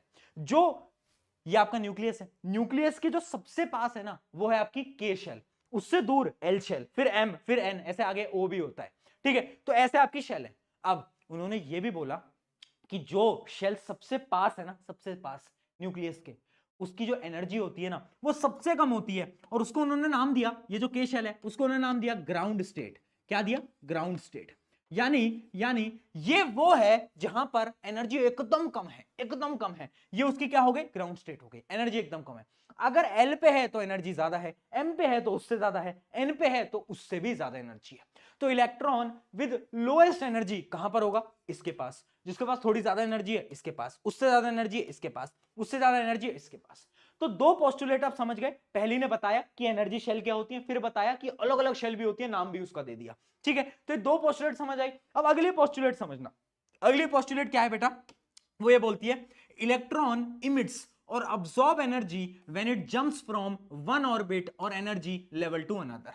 यानी तीसरी पोस्टुलेट ये बोलती है कि ये जो इलेक्ट्रॉन है ना, ये एनर्जी ले दे सकता है, बट एक केस के अंदर, ये अपने जब ऑर्बिट को बदलेगा तब ये अपनी एनर्जी को लूज या फिर गेन कर सकता है। और वो यहां पर लिखा है कि इलेक्ट्रॉन एमिट और absorb energy when it jumps from one orbit to another. एक से दूसरे ऑर्बिट में जाएगा तभी वो एनर्जी को चेंज कर सकता है, वरना एनर्जी जब एक ही ऑर्बिट पे है तब एनर्जी सेम रहेगी। ये आपका तीसरा आ गया। ठीक है, अगला देखते हैं। When it jumps from higher level, जब ये हायर शेल से लोअर शेल पे जाता है तो एनर्जी को बाहर देता है, और जब ये लोअर एनर्जी से हायर एनर्जी में जाता है, हायर शेल्स में जाता है, तो क्या करता है, एनर्जी को अब्सॉर्ब करता है। ये तो ऑब्वियस सी बात है, अगर तुम्हें सीढ़ियां चढ़नी है, ऊपर जाना है, हायर लेवल पे जाना है, तो तुम्हें एनर्जी चाहिए होगी, है ना। बट अगर तुम्हें नीचे आना है तो क्या है, तुम्हें अपनी अपनी एनर्जी को बाहर देना पड़ेगा, ऑब्वियस सी बात है। यही यहां पर लिखा है कि जब भी higher energy level to lower जाएगा एनर्जी को बाहर रिलीज करेगा, बट जब लोअर से हायर जाएगा तो एनर्जी को अब्सॉर्ब करेगा। और ये जो चार पोस्टुलेट्स हैं ये बड़े इंपॉर्टेंट है, और यही है आपका बोर मॉडल। और बोर मॉडल ने क्या बताया, बोर मॉडल ने ये बताया कि अलग अलग शेल हैं, शेल के नंबर दिए के एल एम एन बताया, फिर उसके बाद ये बताया कि इनकी एनर्जी सेम रहती है अनटिल एंड अनलेस ये शेल को नहीं बदलते। अगर ये अपने ऑर्बिट को बदलेंगे, शेल को बदलेंगे, तो क्या होगा, तो एनर्जी या तो इमिट करेंगे या तो अब्सॉर्ब करेंगे। और लास्ट क्या बताया कि जब भी एक जगह से दूसरी जगह जंप करेंगे तो एनर्जी अब्सॉर्ब करते हैं या तो लूज करते हैं कंडीशन के अकॉर्डिंग। ये चार समझ आ गया। चलिए आगे बढ़ा जाए, यहां तक एकदम क्लियर हो गया। ये चारों के चारों पोस्टुलेट जो है ना आपको एकदम याद हो जाने चाहिए बेटा, ये बहुत इंपॉर्टेंट है। बोर ने इन चारों पोस्टुलेट की मदद से बहुत सारी चीजें बताई। आगे हम और पढ़ने वाले हैं कि इन्होंने क्या क्या चीजें और बताई, बट यहां तक तो अपन को डन हो गया। अब एक नया कॉन्सेप्ट हमारा आ जाता है और उस कॉन्सेप्ट का नाम है बेटा क्या, उसका नाम है एटॉमिक नंबर। और ये बेटा बहुत इंपॉर्टेंट है, इसको ध्यान से देखो, है ना। कितना ध्यान से देखो, लाइन बोलता हूं ना, है ना। इतना देखो जितना देखा जा सकता था, लेकिन दो आंखों से कितना ही देखा जा सकता था। ये बड़ा इंपॉर्टेंट है। एटॉमिक नंबर क्या होता है, तो साइंटिस्ट के अकॉर्डिंग जो आपका एटम है ना, उसके अंदर जितने नंबर ऑफ प्रोटॉन हैं, क्या बोल रहा हूं, जितने नंबर ऑफ प्रोटॉन हैं वही उसका एटॉमिक नंबर। जितने नंबर उसके प्रोटॉन उतना उसका एटॉमिक नंबर है। ये तो बड़ा आसान है ना। जितने उसमें प्रोटॉन हो गए उतने इलेक्ट्रॉन न्यूट्रॉन, किसी से मतलब नहीं है, सिर्फ तुम्हें प्रोटॉन देखना है। तुम्हें देखना अच्छा अच्छा अच्छा प्रोटॉन, ठीक है भाई, ठीक है ना, ठीक है। हाँ, अब एक और चीज, जो आपका नॉर्मल एटम होता है ना, जिसके ऊपर जीरो चार्ज होता है, अनचार्ज एटम जो होता है, उसमें हमेशा याद रखना number of proton is always equals to number of electron. ठीक है, कब, जब आपका कोई भी चार्ज नहीं है। अगर चार्ज हुआ तो कंडीशन बिगड़ जाएगी, बट अगर कोई भी चार्ज नहीं है तो याद रखना number of proton is equals to number of electron. ठीक है, कुछ कुछ केसेस के अंदर आपको बोला जाएगा एक अनचार्ज एटम है, उसके नंबर ऑफ इलेक्ट्रॉन है 7, तो उसका एटॉमिक नंबर बताओ। कैसे बताओगे, जितने नंबर ऑफ इलेक्ट्रॉन है वही उसका एटॉमिक नंबर हो गया। ठीक है, एटॉमिक नंबर को हम रिप्रेजेंट कैसे करते हैं, उसको अपन रिप्रेजेंट कर रहे होते हैं जेड से। किससे रिप्रेजेंट करते हैं, जेड से। इसके बारे में हम आगे बात करेंगे भी। जैसे कि आप देख सकते हो यहां पर 20 तक के आपके एलिमेंट्स लिखे हुए हैं, तो आई होप ये सारे आपको याद हो गए होंगे, है ना। जैसे आपका है पहला क्या, हाइड्रोजन। हाइड्रोजन जो होता है उसका एटॉमिक नंबर 1। इसका क्या मतलब कि उसके अंदर जो नंबर ऑफ प्रोटॉन है वो भी कितने हैं, 1। अच्छा, इनको याद कराने की ट्रिक भी बताई थी, याद है क्या सबको 20 तक, मैंने बोला था याद कर लेना। बोलो यार, हाय हेलो लिसन, याद आया, बीबीसी न्यूज, ये पिछले लेक्चर के अंदर बताया था, hi hello listen BBC news, है ना, ऑफ फ्राइडे नाइट, ना मांगो अब्दुल से, अब्दुल कौन, वो तारक मेहता वाला, ना मांगो अब्दुल से पेप्सी सोडा कोल्ड ड्रिंक और काजू कतली, बताया था, याद आ गया। तो इस तरीके से आपको याद करने हैं 20। अब जैसे इसका एटॉमिक नंबर 1 है, ये जो लिखा हुआ है ना एटॉमिक नंबर, ये इसका 1 है, यानी नंबर ऑफ प्रोटॉन यहां पर 1 है। अच्छा, एल्यूमिनियम में कितने होंगे नंबर ऑफ प्रोटॉन, 13 होंगे। क्यों, क्योंकि इसका जो एटॉमिक नंबर है वो कितना है, 13।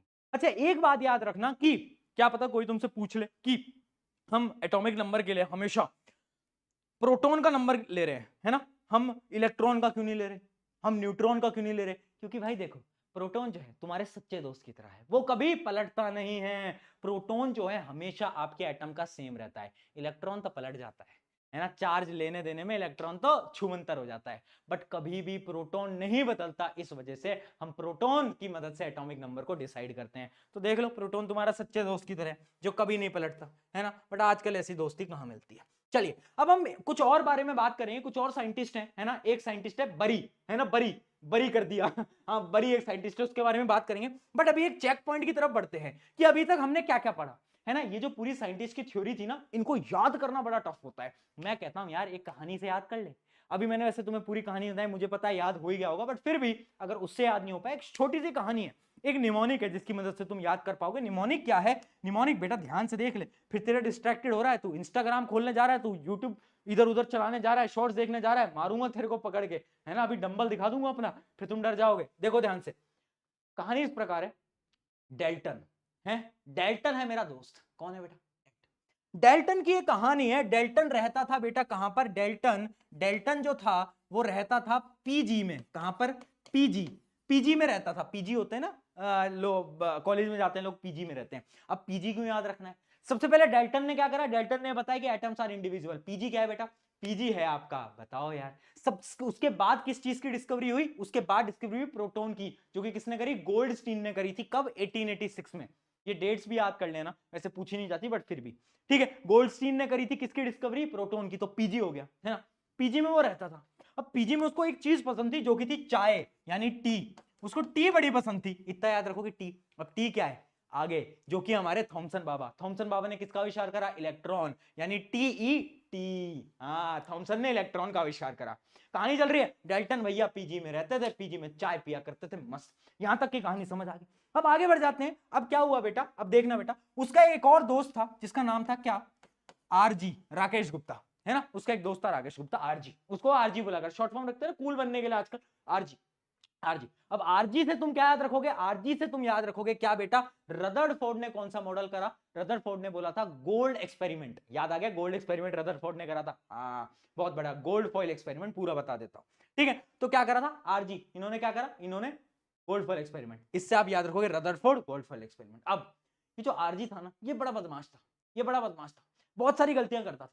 इसकी गलतियां पता है कौन छुपाया करते थे, गलतियां इसके पापा छुपाया करते थे, और पापा का नाम क्या था, इसके पापा का नाम था बोर, क्या था, बोर, है ना, इसके पापा का नाम था बोर, ठीक है। तो बोर कौन थे, इसके पापा। अब मैंने बोर को पापा क्यों बनाया, क्योंकि बोर ने क्या करा था, बोर ने इसकी गलतियां ही तो छुपाई थी रदरफोर्ड की, रदरफोर्ड ने एक गलती करी थी ना कि इलेक्ट्रॉन घूमता रहेगा तो गिर जाएगा, तो उसकी गलती को किसने छुपाया था, बोर ने, है ना। बोर ने एक नया मॉडल दिया था, अपनी पोस्टुलेट्स दी थी बोर ने, याद आ गई, हाँ। तो बोर भैया क्या है, इसके पापा की तरह हैं, जो कि क्या कर रहे हैं, इसकी गलतियों को छुपा रहे हैं। अब बोर जो इसके पापा थे ना, उससे एक लाइन बोला करते थे हमेशा, वो लाइन बोला करते थे कि बेटा नो चीटिंग, क्या बोला करते थे, बेटा नो चीटिंग, चीटिंग नहीं करनी तुम्हें कभी, है ना। अब नो चीटिंग क्यों याद करना है, एन यानी न्यूट्रॉन, सी यानी चैडविक, तो न्यूट्रॉन की डिस्कवरी किसने करी, चैडविक ने, कब करी, 1932। एक साइंटिस्ट में रह गया जो कि है बरी, है ना, बरी के बारे में कोई पूछा नहीं जाता, अभी हम आगे बात करेंगे तो इनकी टेंशन मत लो तुम, अभी तुम इस कहानी को याद रखो। ये कहानी है डेल्टन की, डेल्टन रहता था पीजी में, पीजी में पिया करता था चाय, उसका एक दोस्त था राकेश गुप्ता यानी आरजे, आरजी।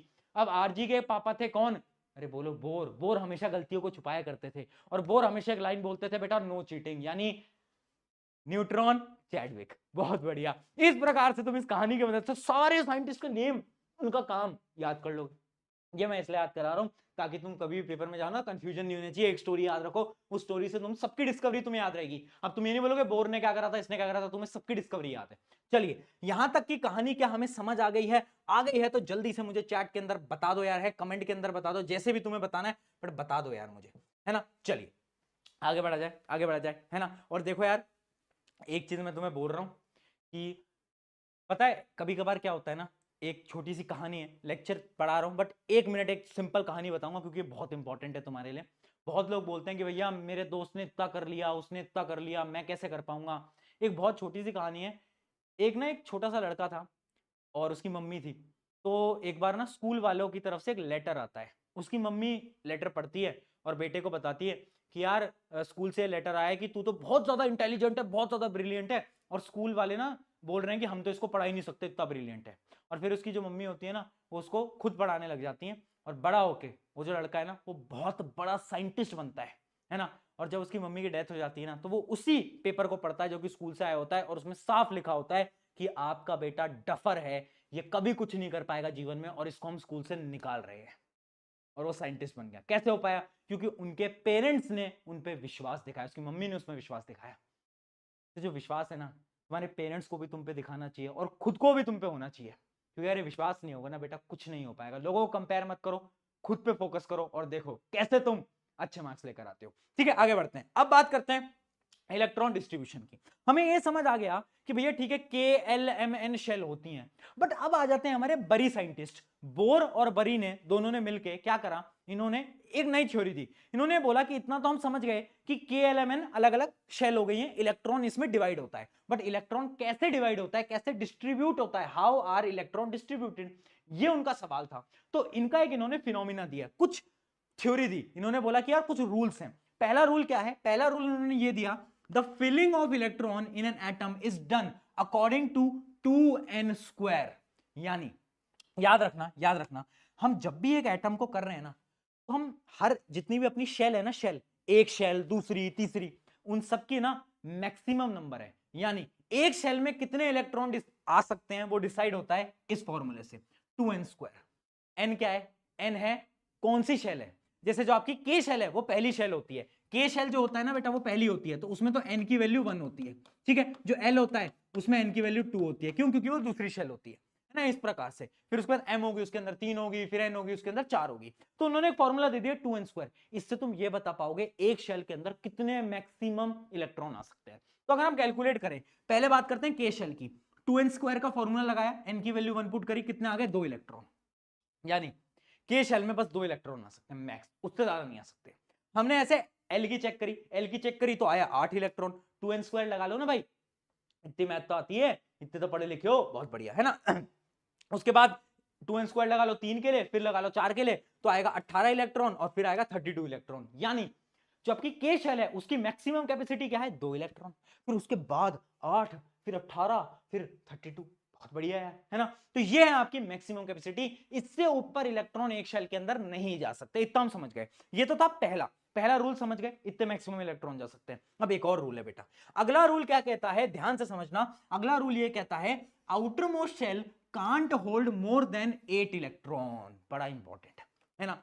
देखो दूसरा रूल ये बनाया उन्होंने कि जो भी आउटर मोस्ट शेल होगी ना, चाहे वो एम शेल क्यों ना हो। अभी मैंने आपको क्या बताया, ध्यान से सुनना, के शेल 2 इलेक्ट्रॉन है ना, एल शेल 8 इलेक्ट्रॉन है ना, एम शेल कितना आया था अपना, एम शेल 18 इलेक्ट्रॉन, 18 इलेक्ट्रॉन है ना, तो एम शेल क्या 18 इलेक्ट्रॉन।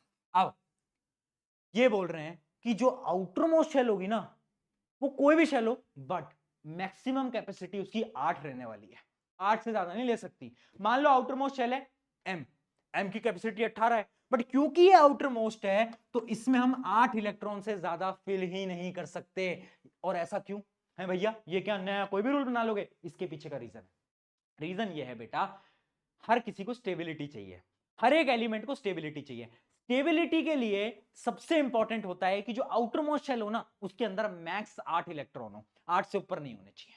और इसी वजह से ये रूल बनाया गया। तो याद रखना है रूल क्यों बनाया गया, ये इसलिए बनाया गया कि हमें स्टेबल रहे, जो अपना एलिमेंट है ना, जो अपना एटम है वो पूरी तरीके से स्टेबल रहे। अगर ये रूल नहीं होता तो आपका जो एटम है वो स्टेबल नहीं रह पाता। ठीक है, अभी मैं आपको इसको प्रूव करूंगा, सारी चीजें करूंगा, क्वेश्चन करूंगा, टेंशन मत लो, अभी बस आप थ्योरी पढ़ते चलो।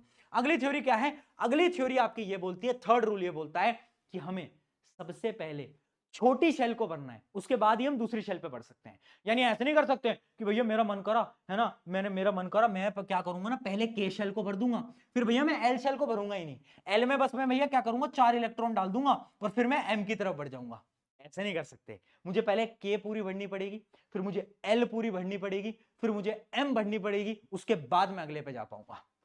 ऐसे नहीं हो जाएगा कि तुम सोच रहे हो कि के को छोड़ दिया डायरेक्ट एल से स्टार्ट कर लिया, नहीं। और यही अपना रूल नंबर 3 है कि जो सबसे स्मॉलेस्ट होगा उसको पहले फिल करो, फिर सेकंड, फिर थर्ड। ये तो 3 रूल है। पहला है 2n², मैक्सिमम कैपेसिटी पता चल गई, दूसरा आउटर मोस्ट शेल पे 8 हो सकते हैं, और तीसरा तुम्हें पता चल गया कि एक ऑर्डर वाइज हमें अपने इलेक्ट्रॉन को फिल करना है। अब कुछ क्वेश्चन करते हैं जिनकी मदद से हमें बहुत सारे सवाल हमारे क्लियर हो पाएंगे। एक एलिमेंट ले लेते हैं बेटा, सबसे पहले एक एलिमेंट लेते हैं एल्यूमिनियम। एल्यूमिनियम का एटॉमिक नंबर क्या होता है बेटा, 13 है ना। अब इसका एक बार इलेक्ट्रॉनिक कॉन्फ़िगरेशन लिखो। इलेक्ट्रॉनिक कॉन्फ़िगरेशन क्या होता है, अरे यही जो हम कर रहे हैं, यही होता है इलेक्ट्रॉनिक कॉन्फ़िगरेशन। इलेक्ट्रॉनिक कॉन्फ़िगरेशन कुछ नहीं होता, इलेक्ट्रॉन का डिस्ट्रीब्यूशन इन डिफरेंट शेल। और देखो क्या होता है ना, कभी कभार हम ऐसे ऐसे शब्द यूज कर लेते हैं ना कि बच्चों को लगता है कि यार बहुत टफ है, बहुत ऐसा मुश्किल है, बट मैं रियलिटी बताऊं तुमको, बहुत सिंपल है। ये chapter 1 of the most easiest है। बात क्या है ना, तुम बस टर्म्स पे फोकस मत करो, तुम कॉन्सेप्ट पे फोकस करो। क्योंकि क्या होता है जब तुम इसको एनसीईआरटी से पढ़ोगे ना, इस चैप्टर को, इतना रद्दी चैप्टर है ना एनसीईआरटी में, तुम देखोगे पता नहीं कितना मुश्किल मुश्किल टफ टफ चीजें तुम देख के घबरा के तुम बंद करके रख दोगे। बट जब तुम यहां से देखोगे है ना, कॉन्सेप्ट पकड़ोगे तो तुम्हारे लिए आसान है। तो इलेक्ट्रॉनिक कॉन्फ़िगरेशन कुछ नहीं होता, यही जो हम करने जा रहे हैं, इलेक्ट्रॉन का डिस्ट्रीब्यूशन इन डिफरेंट शेल, वह इलेक्ट्रॉनिक कॉन्फ़िगरेशन होता है। ठीक है, तो इसका लिखो 13 है। क्या करूं, सबसे पहले आती है मेरी के शेल। आज बहुत क्वेश्चन कराऊंगा बेटा, फोकस से कर लो। के शेल में मैं क्या करता हूं, के शेल को मैं बोलता हूं 2 इलेक्ट्रॉन तो तू रख ले। ठीक है, अब कितने बचे, अब बचे मेरे 11, अब बचे मेरे 11। अब उसके बाद मैं क्या करूंगा, एल शेल को भर लूंगा। तो एल शेल को मैं बोलूंगा यार एल शेल तू रख ले 8। अब कितने बचे, अब बचे आपके 3, 3 बज गया, 8 + 2 10 हो गए, 3 बज गए। 3 मैं कहां पर डाल दूंगा, 3 में डाल दूंगा अपनी, बस 2 8 3। यही इसका इलेक्ट्रॉनिक कॉन्फ़िगरेशन है जो कि है 2 8 3, यहां पर आपको लिखा हुआ दिख भी जाएगा। यही इसका क्या है, इलेक्ट्रॉनिक कॉन्फ़िगरेशन। डन, इस प्रकार से करना होता है। ठीक है, अब एक क्वेश्चन करते हैं जिसमें कि आपका आ जाता है क्या, जिसमें से आपका आ जाता है कैल्शियम 20। अब एक बार कैल्शियम 20 का एक बार बेटा बना के देखो, है ना। कैल्शियम का क्या है, एटॉमिक नंबर है 20। अब एक बार इसका करो फटाफट, के शेल पहले बना लो, यहां पर के शेल बना लो, एल शेल बना लो, एम बना लो। ठीक है, पहले मैं क्या करता हूं, 2 इलेक्ट्रॉन यहां पर दे देता हूं, कितने बचे, 18 बच गए भैया। अब मैं 8 यहां पर दे देता हूं, अब कितने बचे, बोलो यार, अब 10 इलेक्ट्रॉन बच गए। क्या मैं 10 के 10 एम में दे दूं, क्या कहते हो, 10 के 10 दे दूं एम में, बताओ, दे देता हूं यार, क्या दिक्कत है, कर दूं। अरे मूर्ख बालक, तेरे को मैं कैमरे में घुस के मारता हूं। मैं क्या कह रहा हूं, कैमरे में घुस के ऐसी गलती मत करना। अभी अभी अभी बताया तेरे को, अभी बताया। क्या बताया?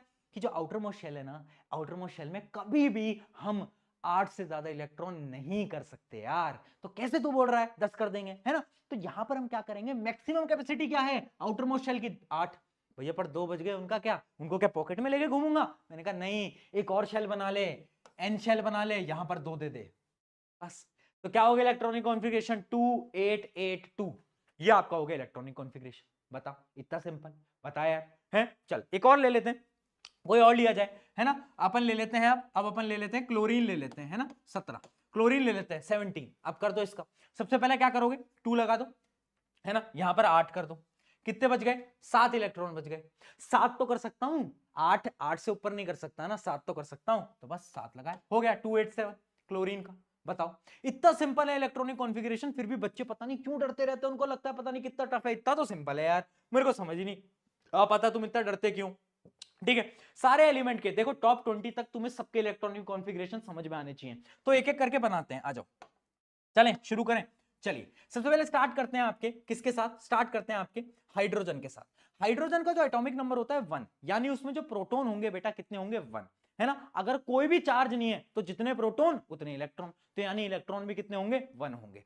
ठीक है, तो 1 इलेक्ट्रॉन है, तो यानी एक ही शेल में पहले भी 1 ही आ पाएगा, बस इसका इलेक्ट्रॉनिक कॉन्फ़िगरेशन 1 लिख दो, खत्म। अब बात करते हैं हीलियम की। हीलियम में नंबर ऑफ इलेक्ट्रॉन 2।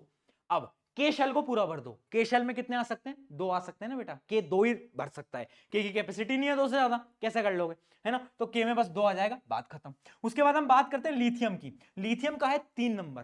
क्या करेंगे? 2 तो हम डाल देंगे के अंदर बेटा, 2 डाल देंगे के अंदर और 1 डाल देंगे एल के अंदर, है ना? अब ऐसे ही आप आगे बढ़ते चलो, कुछ इंपॉर्टेंट वालों की मैं डिस्कस कर लेता हूं। जैसे कि फ्लोरीन जो है ये बड़ा इंपॉर्टेंट है।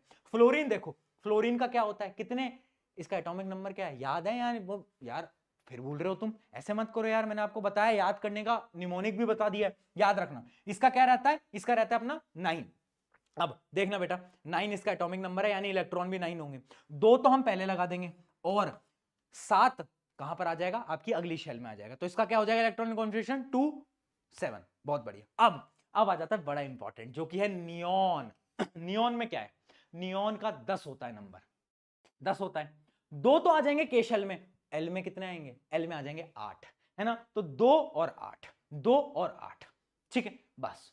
तो इस प्रकार से आप ऐसे 20 तक के क्वेश्चन सॉल्व कर सकते हो। अब मैंने आपको ऑलमोस्ट सारे के सारे करा दिए, तो आई डोंट थिंक कि अब मुझे और इनके बाद सॉल्व कराने की जरूरत है ना? तो ये आपके ऐसे सारे के सारे क्वेश्चन है, इनको आप सॉल्व करिएगा, एक एक बार ट्राई कर लीजिएगा। अभी हम और कुछ क्वेश्चंस को देखते हैं, हम उससे और समझ पाएंगे। बट उससे पहले हम समझते हैं कि एटम अब कंबाइन क्यों करते हैं। एक नया टॉपिक आ रहा है बेटा, ध्यान समझना। मेरे पास एक टॉपिक आ रहा है जो कि ये है कि एटम जो है बेटा वो कंबाइन क्यों करते हैं। आपने देखा होगा ना पिछले चैप्टर में एटम मॉलिक्यूल के अंदर एटम जो है वो कंबाइन कर रहे हैं, इसके बारे में हम डिस्कस भी करा था कि वैलेंसी एक नाम की चीज होती है। मैंने आपको बोला था अगले चैप्टर में बताऊंगा, तो आज बता रहा हूं तुमको, सुन लो। एटम क्यों कंबाइन करते हैं? क्योंकि एटम को होना है बेटा स्टेबल। एक रूल होता है जिसको अपन बोलते हैं ऑक्टेट रूल। अब कंफ्यूज मत होना वरना बहुत मारूंगा तुमको, बस सुनते चलो, है ना? ऑक्टेट रूल, ऑक्टेट रूल क्या बोलता है कि हर एक एटम को अपने ऑक्टेट को पूरा करना है। ऑक्टेट या तो डुप्लेट को, यानी अगर कोई भी एलिमेंट है ना, कोई भी एटम है, उसको क्या करना है? अपनी आउटर मोस्ट शेल पे 8 इलेक्ट्रॉन पूरे करने हैं, है ना? इसलिए वो कंबाइन करता है, क्योंकि 8 इलेक्ट्रॉन पूरे होते हैं उसको स्टेबिलिटी मिल जाएगी, खुश हो जाएगा वो, है ना? खुश हो जाएगा। तो यानी हर एक एलिमेंट को, हर एक एटम को क्या करना है? अपने ऑक्टेट या फिर अपने ड्यूप्लेट। ड्यूप्लेट कैसे? जैसे हीलियम है, हीलियम के पास 2 इलेक्ट्रॉन है और वो 2 इलेक्ट्रॉन उसके के शेल में भर चुके हैं, तो वो क्या है? वो एक प्रकार का स्टेबल है, क्योंकि देखो हीलियम के पास क्या है बेटा? 2 इलेक्ट्रॉन, और के शेल की कैपेसिटी क्या है? 2 इलेक्ट्रॉन, तो बस स्टेबल है वो तो, क्योंकि उसके आउटर मोस्ट शेल पे क्या है? आउटर मोस्ट शेल पे 2 इलेक्ट्रॉन है। तो एटम्स इसलिए कंबाइन करते हैं क्योंकि उन्हें स्टेबल होना है। स्टेबल होने के लिए उन्हें क्या करना है? या तो वो अपना ऑक्टेट बना दें, आउटर मोस्ट शेल पे 8 इलेक्ट्रॉन पूरे करें, या तो वो अपने के शेल पे 2 इलेक्ट्रॉन पूरे करें। इस वजह से आपके क्या करते हैं? एटम जो है कंबाइन करते हैं। लिखा भी हुआ है, atom combine to attain noble और inert gas electronic configuration. Noble gas या जो आपकी जो इनर्ट गैसेस होती हैं वो क्या होती हैं? उनका जो आउटर मोस्ट शेल होता है उसमें 8 इलेक्ट्रॉन होते हैं, यानी उनको क्या करना है? अपने ऑक्टेट को पूरा करना है, बस ऑक्टेट को पूरा करना है, इसलिए वो कंबाइन करते हैं। यही रीजन है ना? जैसे कि कंबाइन कर रहे हैं तो कुछ ना कुछ रीजन है, रीजन ये रहा, बहुत बढ़िया। अब देखते हैं वैलेंसी क्या है, बड़ा इंपॉर्टेंट। वैलेंसी ध्यान से सुनना, बट 1 मिनट पानी पियाऊं, है ना। चलो हाँ भाई, वैलेंसी की बात करें, है ना। मुझे पता है बहुत सारे बच्चे अभी एग्जाम से 1 रात पहले देख रहे हैं, उन्हें कहा भैया जल्दी जल्दी करा दो, जल्दी जल्दी करा दो यार, है यार करा दो यार, सारे इंपॉर्टेंट क्वेश्चन बता दो यार, कल पेपर है। तो मूर्ख बालक, 1 रात पहले आया क्यों तू, है पहले नहीं पढ़ सकता था। बट कोई बात नहीं, देखो वैलेंसी क्या है बेसिकली, जो आपके आउटर मोस्ट शेल पे जो नंबर ऑफ इलेक्ट्रॉन है ना, उनको अपन बोलते हैं वैलेंस इलेक्ट्रॉन। क्या बोलते हैं बेटा, वैलेंस इलेक्ट्रॉन। क्वेश्चन पूछा जाता है what is valence electron. Outermost shell पे जितने भी इलेक्ट्रॉन है, जैसे कि हाइड्रोजन केस पे 1 इलेक्ट्रॉन है, तो उसकी वैलेंसी क्या हो गई, 1 हो गई, है ना। सिमिलरली जितने भी आपके आउटर मोस्ट शेल पे इलेक्ट्रॉन होते हैं वो आपके वैलेंस इलेक्ट्रॉन कहलाते हैं। क्या कहलाते हैं, वैलेंस इलेक्ट्रॉन कहलाते हैं। अब ये वैलेंसी क्या होती है, valency is basically combining capacity. यानी देखो एक एग्जांपल अपन ले लेते हैं, एग्जांपल किसका लिया जाए, कुछ बढ़िया से एलिमेंट का बताओ, क्लोरीन का ले, क्लोरीन का, ठीक है क्लोरीन का ले लेते हैं अपन। 17 क्लोरीन का क्या है, नंबर ऑफ इलेक्ट्रॉन 17 है। तो पहले तो 2 इलेक्ट्रॉन चले जाएंगे के शेल में, है ना। एल शेल में 8 इलेक्ट्रॉन चले जाएंगे। कितने बच गए बेटा, 7 बच गए, 7 यहां पर आ गए, ठीक है। अब देखो क्लोरीन के आउटर मोस्ट शेल पे 7 इलेक्ट्रॉन है, यानी वैलेंस इलेक्ट्रॉन कितने होंगे, बोलो बोलो बोलो, 7 होंगे। वैलेंस इलेक्ट्रॉन 7 है। अब क्लोरीन को अगर स्टेबल होना है तो क्या करेगा, उसके पास 2 ऑप्शन है।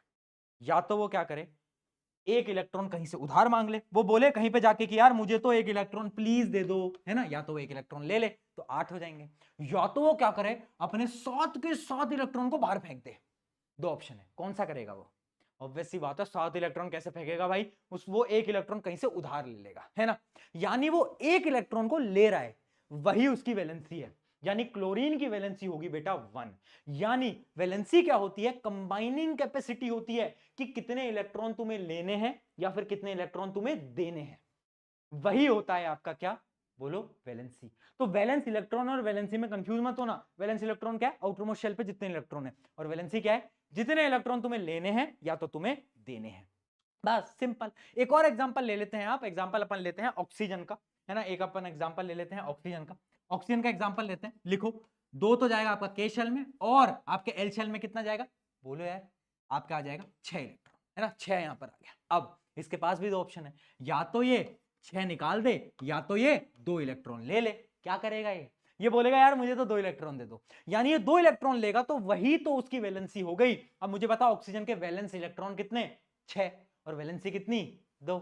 सिंपल सिंपल, आ गया, समझ में आया, मजा आ रहा है, एकदम आनंद आ रहा है, फील आ रही है, बहुत बढ़िया यार। इतना तो सिंपल है, इसमें तुम डरते रहते हो, है ना। लिथियम की बात करते हैं, लिथियम की बात करते हैं जिसका एटॉमिक नंबर है आपका 3, है ना। उसकी बात कर लेते हैं। तो उसमें आप देखोगे तो क्या होगा, बोलो भाई इसमें क्या होगा। इसमें जब आप देखोगे तो अगर हम 3 एटॉमिक नंबर वाले एलिमेंट की बात कर रहे हैं तो इसमें 2 तो आपके चले जाएंगे के अंदर, और 1 आपका जाएगा एल के अंदर। अब इसके पास 2 ऑप्शन है, या तो ये 7 ले ले, या तो ये 1 बाहर निकाल दे। क्या करेगा ये, 1 इलेक्ट्रॉन को दान कर देगा, अच्छा आदमी है, दान कर देगा, है ना। तो यानी इसकी वैलेंसी कितनी हो गई, 1। जितने इलेक्ट्रॉन लोगे या जितने इलेक्ट्रॉन दोगे वही आपकी वैलेंसी है। कंफ्यूज नहीं होंगे, वैलेंस इलेक्ट्रॉन और वैलेंसी के अंदर क्या डिफरेंस है, आई होप समझ गए होंगे। न्यूमेरिकल 101% यहां से आपका आने वाला है, गारंटी से बोलता हूं। वैलेंसी क्या हो गई, combining capacity of an element is called valency. बहुत बढ़िया बेटा, यहां तक आपको एकदम समझ आ गया होगा। अगला टॉपिक क्या है, valence shell and valence electron. ये मैं आपको ऑलरेडी बता चुका हूं, है ना। वैलेंसी की डेफिनेशन भी बता चुका हूं, है ना। यहां पर ना कुछ वो होती हैं, एक्सेप्शंस होते हैं। एक्सेप्शंस क्या होते हैं, जैसे कि आपके hydrogen, helium, lithium, beryllium, boron. क्योंकि ये जो होते हैं ना, ये थोड़े एक्सेप्शन है। मैं आपको बताता हूं क्यों, एक ट्रिक बताता हूं आपको वैलेंसी निकालने की, एक बड़ी मस्त ट्रिक है ना, अपनी अपनी एक सीक्रेट ट्रिक है। देखना बेटा क्या ट्रिक है। ट्रिक ये बोलती है अगर कोई भी एलिमेंट है, उसके आउटर मोस्ट शेल पे 1 2 3 4 आउटर मोस्ट शेल पे 1 2 3 4 इलेक्ट्रॉन है, तो यही उसकी वैलेंसी होगी। डायरेक्टली लिख देना। यानी अगर उसके आउटर मोस्ट शेल पे 1 2 या फिर 3 या फिर 4 इलेक्ट्रॉन है ना, तो यही उसकी वैलेंसी होगी।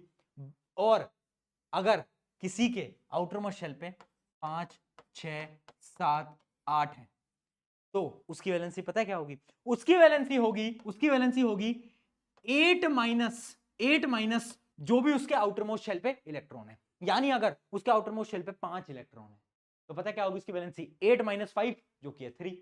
अगर 6 है 8 - 6 यानी 2, अगर 7 है 8 - 7 यानी 1, और अगर 8 ही है 8 - 8 यानी 0, वैलेंसी विल बी 0। उसी प्रकार से यहां पर तो डायरेक्टली वैलेंसी है, अगर 1 2 3 4 दिख जाए ना तो बोल देना यही वैलेंसी है ना। बट अगर आउटर मोस्ट शेल पे 5 6 7 8 दिखे तो 8 में से बस सब्ट्रैक्ट कर लेना, वो वैलेंसी है। दिमाग लगाने की जरूरत ही नहीं है, कितने इलेक्ट्रॉन जाने कितने इलेक्ट्रॉन आने मत लगाओ दिमाग, बस ये फॉर्मूला लगाओ, काम खत्म। आ गया समझ? डन है, इतना क्लियर है, बहुत बढ़िया। देख रहे हो कितनी सिंपल सिंपल चीजें हैं, है ना। अब यहां पर कुछ एक्सेप्शन है, जैसे कि हीलियम जो है ना बेटा, ये बहुत बड़ा एक्सेप्शन है ना। हीलियम कैसे एक्सेप्शन है? हीलियम जो होता है ना बेटा, हीलियम का क्या है, एटॉमिक नंबर है 2। अब आपने अगर हीलियम को ध्यान से देखा हो तो के शेल पे 2 ही इलेक्ट्रॉन चाहिए थे और उसने 2 के 2 फिल कर रखे हैं, है ना। अगर हम इस रूल को लगाएं तो हम तो बोलेंगे कि भाई इसकी वैलेंसी 2 है, बट हीलियम की वैलेंसी 2 नहीं होती। क्यों? क्योंकि के शेल के अंदर हीलियम क्या है, हीलियम के पास देखो 2 इलेक्ट्रॉन है, वो किसके अंदर है, के शेल के अंदर। के अंदर मैक्सिमम कैपेसिटी भी 2 है, यानी वो खुश है, वो स्टेबल है, तो उसकी वैलेंसी होगी बेटा 0। तो हीलियम इज अ एक्सेप्शन, याद रखना। हीलियम की वैलेंसी 0 होती है क्योंकि वो के शेल के अंदर होता है, 2 इलेक्ट्रॉन की जरूरत है, 2 उसके पास है, वो खुश है, उसको कुछ नहीं चाहिए, वो जीवन में खुश है, वो मस्त मजे कर रहा है ना। तो हीलियम एक एक्सेप्शन है, याद रखना, ठीक है। तो आई होप ये आपको समझ आ गया होगा, है ना। ये यहां तक डन है। चलिए भैया बहुत बढ़िया, ये आपको समझ आ गया है। कुछ सवाल करे जाएं ताकि जिसकी मदद से आपको और समझ आएगा। यहां पर कुछ क्वेश्चन आपको दिख रहे हैं, जिसकी हम बात करते हैं, किसकी, बोरोन की बात करते हैं। बोरोन के आउटर मोस्ट शेल पे कितने इलेक्ट्रॉन आपको दिख रहे हैं, मैं थोड़ा सा जूम कर देता हूं जिनको नहीं दिखाई दे रहा। ये देखो 1 2 3, तो इसकी वैलेंसी क्या हो जाएगी, 3 हो जाएगी। कार्बन में 1 2 3 4 कितनी हो जाएगी, 4 हो जाएगी। नाइट्रोजन पे 1 2 3 4 5 5 है, 5 में वैलेंसी क्या होगी 8 - 5, यानी इसकी वैलेंसी क्या हो जाएगी बेटा, इसकी वैलेंसी हो जाएगी 3। सिमिलरली ऑक्सीजन 1 2 3 4 5 6, तो इसकी वैलेंसी हो जाएगी 2, 8 - 6। फ्लोरीन इसमें 7, तो 8 - 7 यानी 1। बहुत बढ़िया। इस प्रकार से किसी भी है आपकी जितने भी एलिमेंट्स हैं, जितने भी आइटम्स हैं, आप आराम से वैलेंसी फाइंड आउट कर सकते हो। ट्रिक भी बता दिया, कॉन्सेप्ट भी बता दिया। आई होप क्लियर हो गया होगा। चलिए कुछ सवाल प्रैक्टिस करते हैं जिससे आपको और क्लियरिटी मिलेगी। सवाल number 1, write down the electron distribution of chlorine atom, how many electrons are there in L shell. अभी इतनी बार क्लोरीन का बना दिया, अब तो याद भी हो गया है मुझे। 2 8 7 है ना। आउटर मोस्ट शेल पे कितने हैं, 7। वैलेंसी कितनी है, 1। वैलेंस इलेक्ट्रॉन कितने हैं, 7। बहुत बढ़िया है, ये तो रट गया है, इतनी बार एग्जांपल ले लिया। चलो अगला, right the electronic configuration of positive charge sodium ion. बहुत इंपॉर्टेंट सवाल है, स्टार मार्क करो और फोकस लगाओ। अरे ओ व्हाट्सएप बंद कर दे, फोकस लगा ले, ठीक है। हाँ तुमको मतलब यार तुम इतना, तुम्हारा फोकस स्पैन कम कैसे हो गया इतना, है ना। तो थोड़ा सा सीरियस आ जाओ। देखो क्या बोल रहा है, इलेक्ट्रॉनिक कॉन्फ़िगरेशन बताओ of positively charge sodium ion. Sodium ion, sodium का एटॉमिक नंबर तो भैया हमें याद है, जो कि होता है कितना, जो कि होता है 11, ये तो हमें याद है ना। एटॉमिक नंबर क्या होता है, एटॉमिक नंबर होता है नंबर ऑफ प्रोटॉन, है ना। और आपने भैया बोला था जो नंबर ऑफ प्रोटॉन होगा वही नंबर ऑफ इलेक्ट्रॉन होगा, बट मैंने ये भी तो बोला था जब कोई भी चार्ज नहीं होगा तब ये कंडीशन लगेगी। बट यहां पर देखो क्या लिखा है, यहां पर लिखा है positively charge sodium ion Na+, यानी पॉजिटिव चार्ज पता है कब आता है, किसी भी बॉडी में पॉजिटिव चार्ज तब आएगा जब वो अपने एक इलेक्ट्रॉन को दे देगा, क्योंकि यहां पर Na+ है ना, यानी उसने अपना एक इलेक्ट्रॉन दे दिया है, कुर्बान कर दिया है। तो यानी अब उसके पास बेटा 11 इलेक्ट्रॉन नहीं है, अब उसके पास है 10 इलेक्ट्रॉन। हाँ यही था इस क्वेश्चन के अंदर, 11 नहीं है 10 है। तो अब आप बस को आपको कॉन्फ़िगरेशन लिखना है, क्या लिखोगे 2,8, बस खत्म, डन डन। क्योंकि अब इसके पास क्या है, इसके पास है आपके 10 इलेक्ट्रॉन, तो 2,8 बस हो गया इलेक्ट्रॉनिक कॉन्फ़िगरेशन। सिमिलरली ऐसे बहुत बार सवाल पूछे जाते हैं, जैसे कि आपका कैल्शियम के ऊपर पूछ लेते हैं ना, कैल्शियम का जो एटॉमिक नंबर होता है 20, बट क्वेश्चन आता है Ca2+, इसका क्या होगा कॉन्फ़िगरेशन। अब 2+ यानी 2 इलेक्ट्रॉन दे चुका है। पहले जो नंबर ऑफ इलेक्ट्रॉन थे बेटा वो थे 20, बट अब जो रह जाएंगे वो रह जाएंगे 18। बहुत बढ़िया, तो अब इलेक्ट्रॉनिक कॉन्फ़िगरेशन लिखो 288, ये आ गया इसका इलेक्ट्रॉनिक कॉन्फ़िगरेशन। बस ये होता है आपके जो पॉजिटिव वाले क्वेश्चंस आते हैं, पॉजिटिव नेगेटिव वाले, है ना। जब भी आपके किसी एलिमेंट के पास नेगेटिव चार्ज है यानी उसने एक इलेक्ट्रॉन लिया है, और जब पॉजिटिव है तो उसने एक इलेक्ट्रॉन दिया है। अब बढ़ जाते हैं अगले कॉन्सेप्ट की तरफ जो कि है मास नंबर। देखो एक चीज समझो, यहां तक डन हो गया, यहां तक डन हो गया। अब हम एक अगले कॉन्सेप्ट की तरफ बढ़ रहे हैं, एटॉमिक नंबर भी हमें समझ आ गया, अब हम मास नंबर की तरफ बढ़ रहे हैं। देखो कोई भी आपका जो एटम होता है ना, उसको पता है रिप्रेजेंट कैसे करते हैं, देखते हैं। उसको हम रिप्रेजेंट करते हैं एक्स से। मैं बोला ना एक्स जिंदगी से कभी नहीं जाता है ना, तो इसको अपन रिप्रेजेंट किसकी मदद से करते हैं, एक्स की मदद से अपन इसको रिप्रेजेंट करते हैं। अब यहां पर जो आपका एटॉमिक नंबर होता है ना, उसको अपन लिखते हैं नीचे जेड, ऐसे जेड।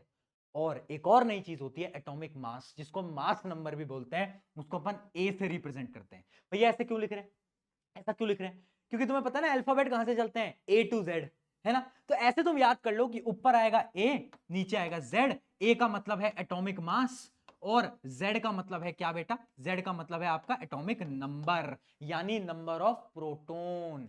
क्या बोला मैंने, जेड का मतलब है एटॉमिक नंबर यानी नंबर ऑफ प्रोटॉन। हाँ ये तो हमें पता है, ये तो हमें याद है, बट कि एटॉमिक मास क्या है, ये क्या नया आ गया यार भैया, है नई नई चीजें ले आते हो। मैंने कहा रुको जरा सबर करो, बता तो रहा हूं। देखो एटॉमिक मास क्या होता है, एटॉमिक मास बड़ी सिंपल सी चीज है यार, बस कुछ नहीं होता।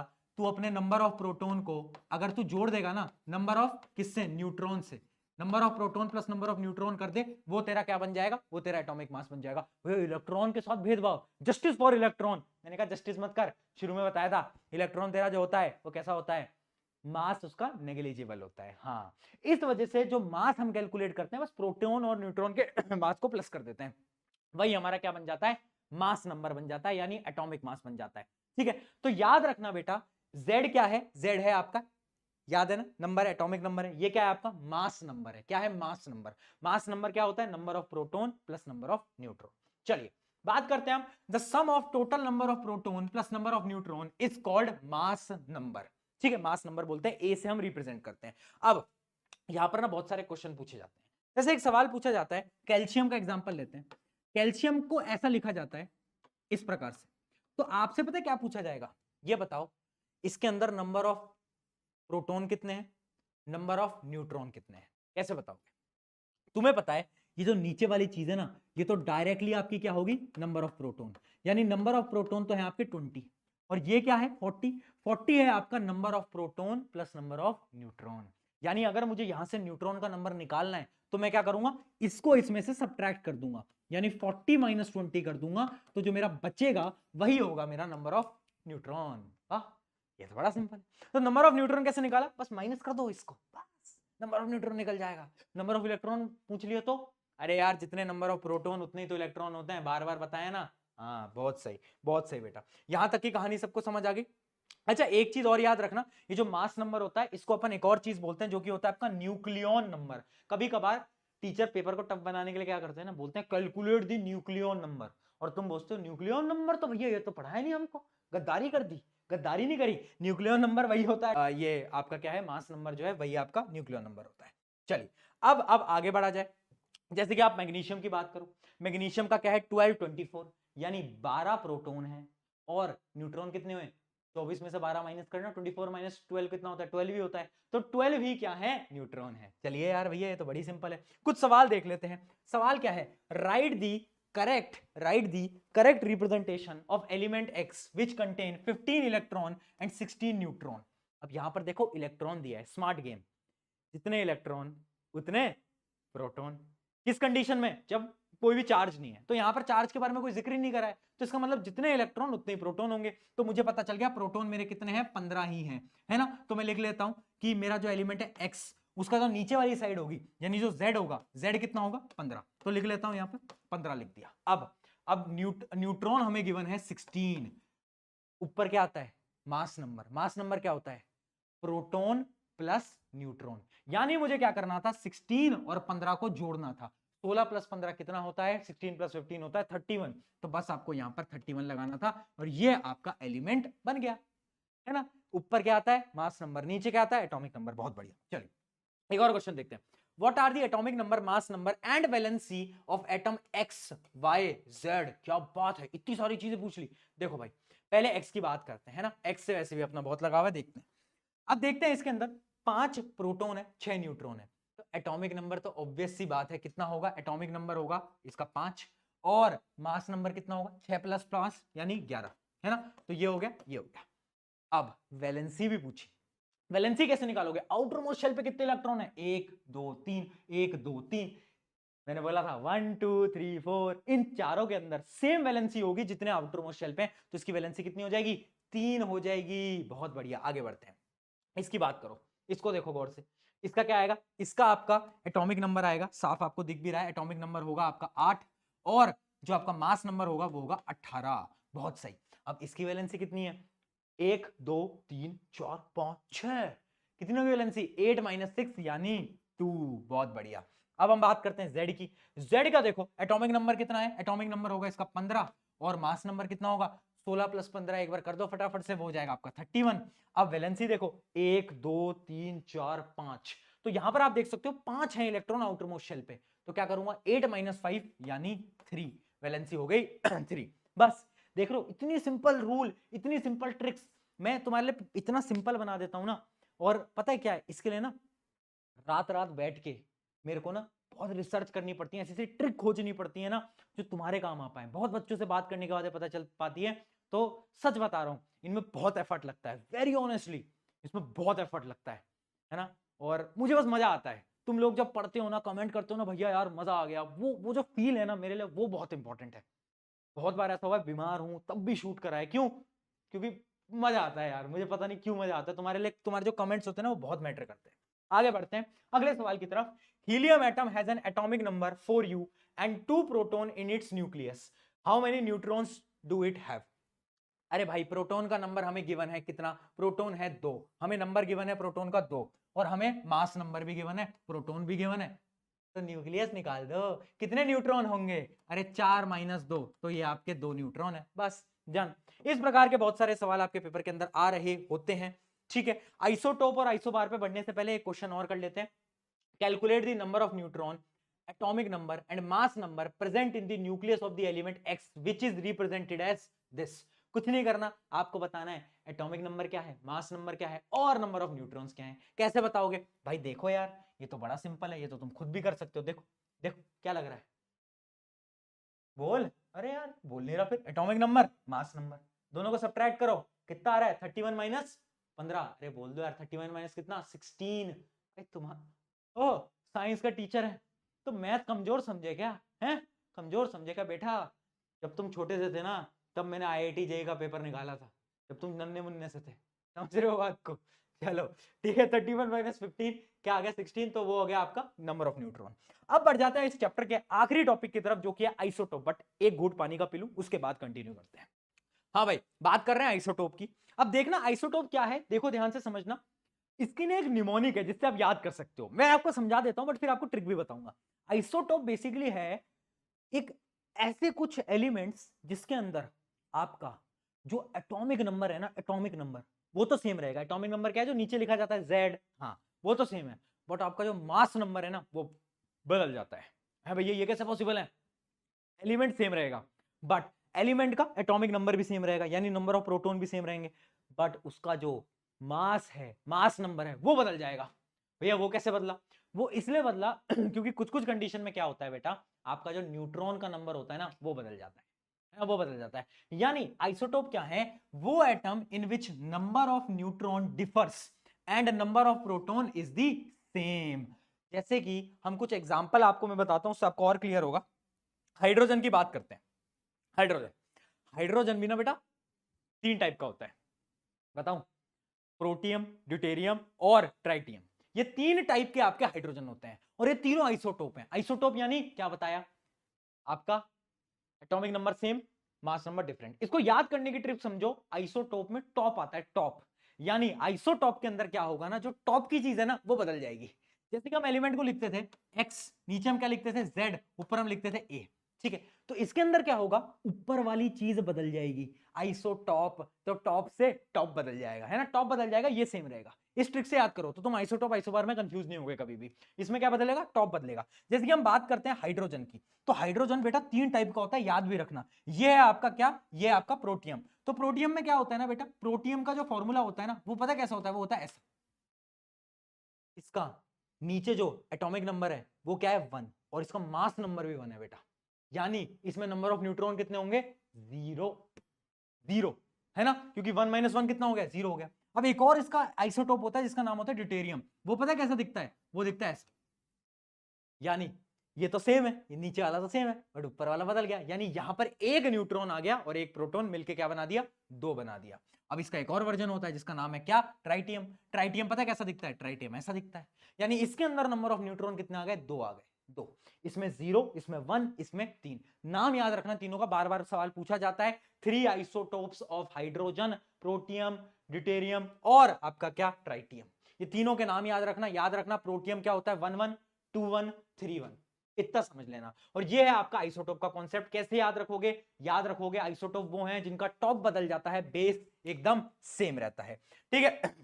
अब यहां पर फ्रैक्शनल एटॉमिक मास में बढ़ने से पहले कुछ मैं आपको कॉन्सेप्ट बताना चाहता हूं आइसोटोप के बारे में। देखना बेटा, जो आइसोटोप होता है ना, क्योंकि उसमें नंबर ऑफ प्रोटॉन सेम है, तुम खुद दिमाग लगाना, तुम खुद दिमाग लगा सकते हो। आइसोटोप में क्या है, आपके एटॉमिक नंबर सेम है, यानी मतलब मैं लिख कैसे रहा हूं खुद बताओ। उसमें क्या है, उसमें आपकी ये जो Z वाली चीज है ये सेम है, यानी उसका क्या रहेगा, नंबर ऑफ प्रोटॉन सेम रहेंगे। अब मुझे एक चीज बताओ, नंबर ऑफ प्रोटॉन किसके बराबर होते हैं, नंबर ऑफ इलेक्ट्रॉन के। अगर दो एलिमेंट के अंदर नंबर ऑफ इलेक्ट्रॉन सेम है तो क्या उनकी केमिकल प्रॉपर्टीज सेम होंगी, बिल्कुल होंगी। अरे खुद बताओ, नंबर ऑफ प्रोटॉन सेम तो number of electron same, number of electron same तो भैया सारी जितनी भी केमिकल प्रॉपर्टीज होंगी ना, उनकी केमिकल प्रॉपर्टीज क्या है, उनकी वैलेंसी, उनकी वैलेंसी तो है chemical property, valency, valence electron का नंबर, वो सब सेम होगा। यानी आइसोटोप्स के अंदर याद रखने वाली चीज ये है कि इनकी जो केमिकल प्रॉपर्टीज होती हैं वो हमेशा सेम होती हैं। रीजन क्या है, पेपर के अंदर पूछा जाता है, ध्यान से सुन ले, कि जो आइसोटोप की केमिकल प्रॉपर्टी है वो सेम होती है। क्यों, क्योंकि इसमें क्या होता है, सेम एटॉमिक नंबर है।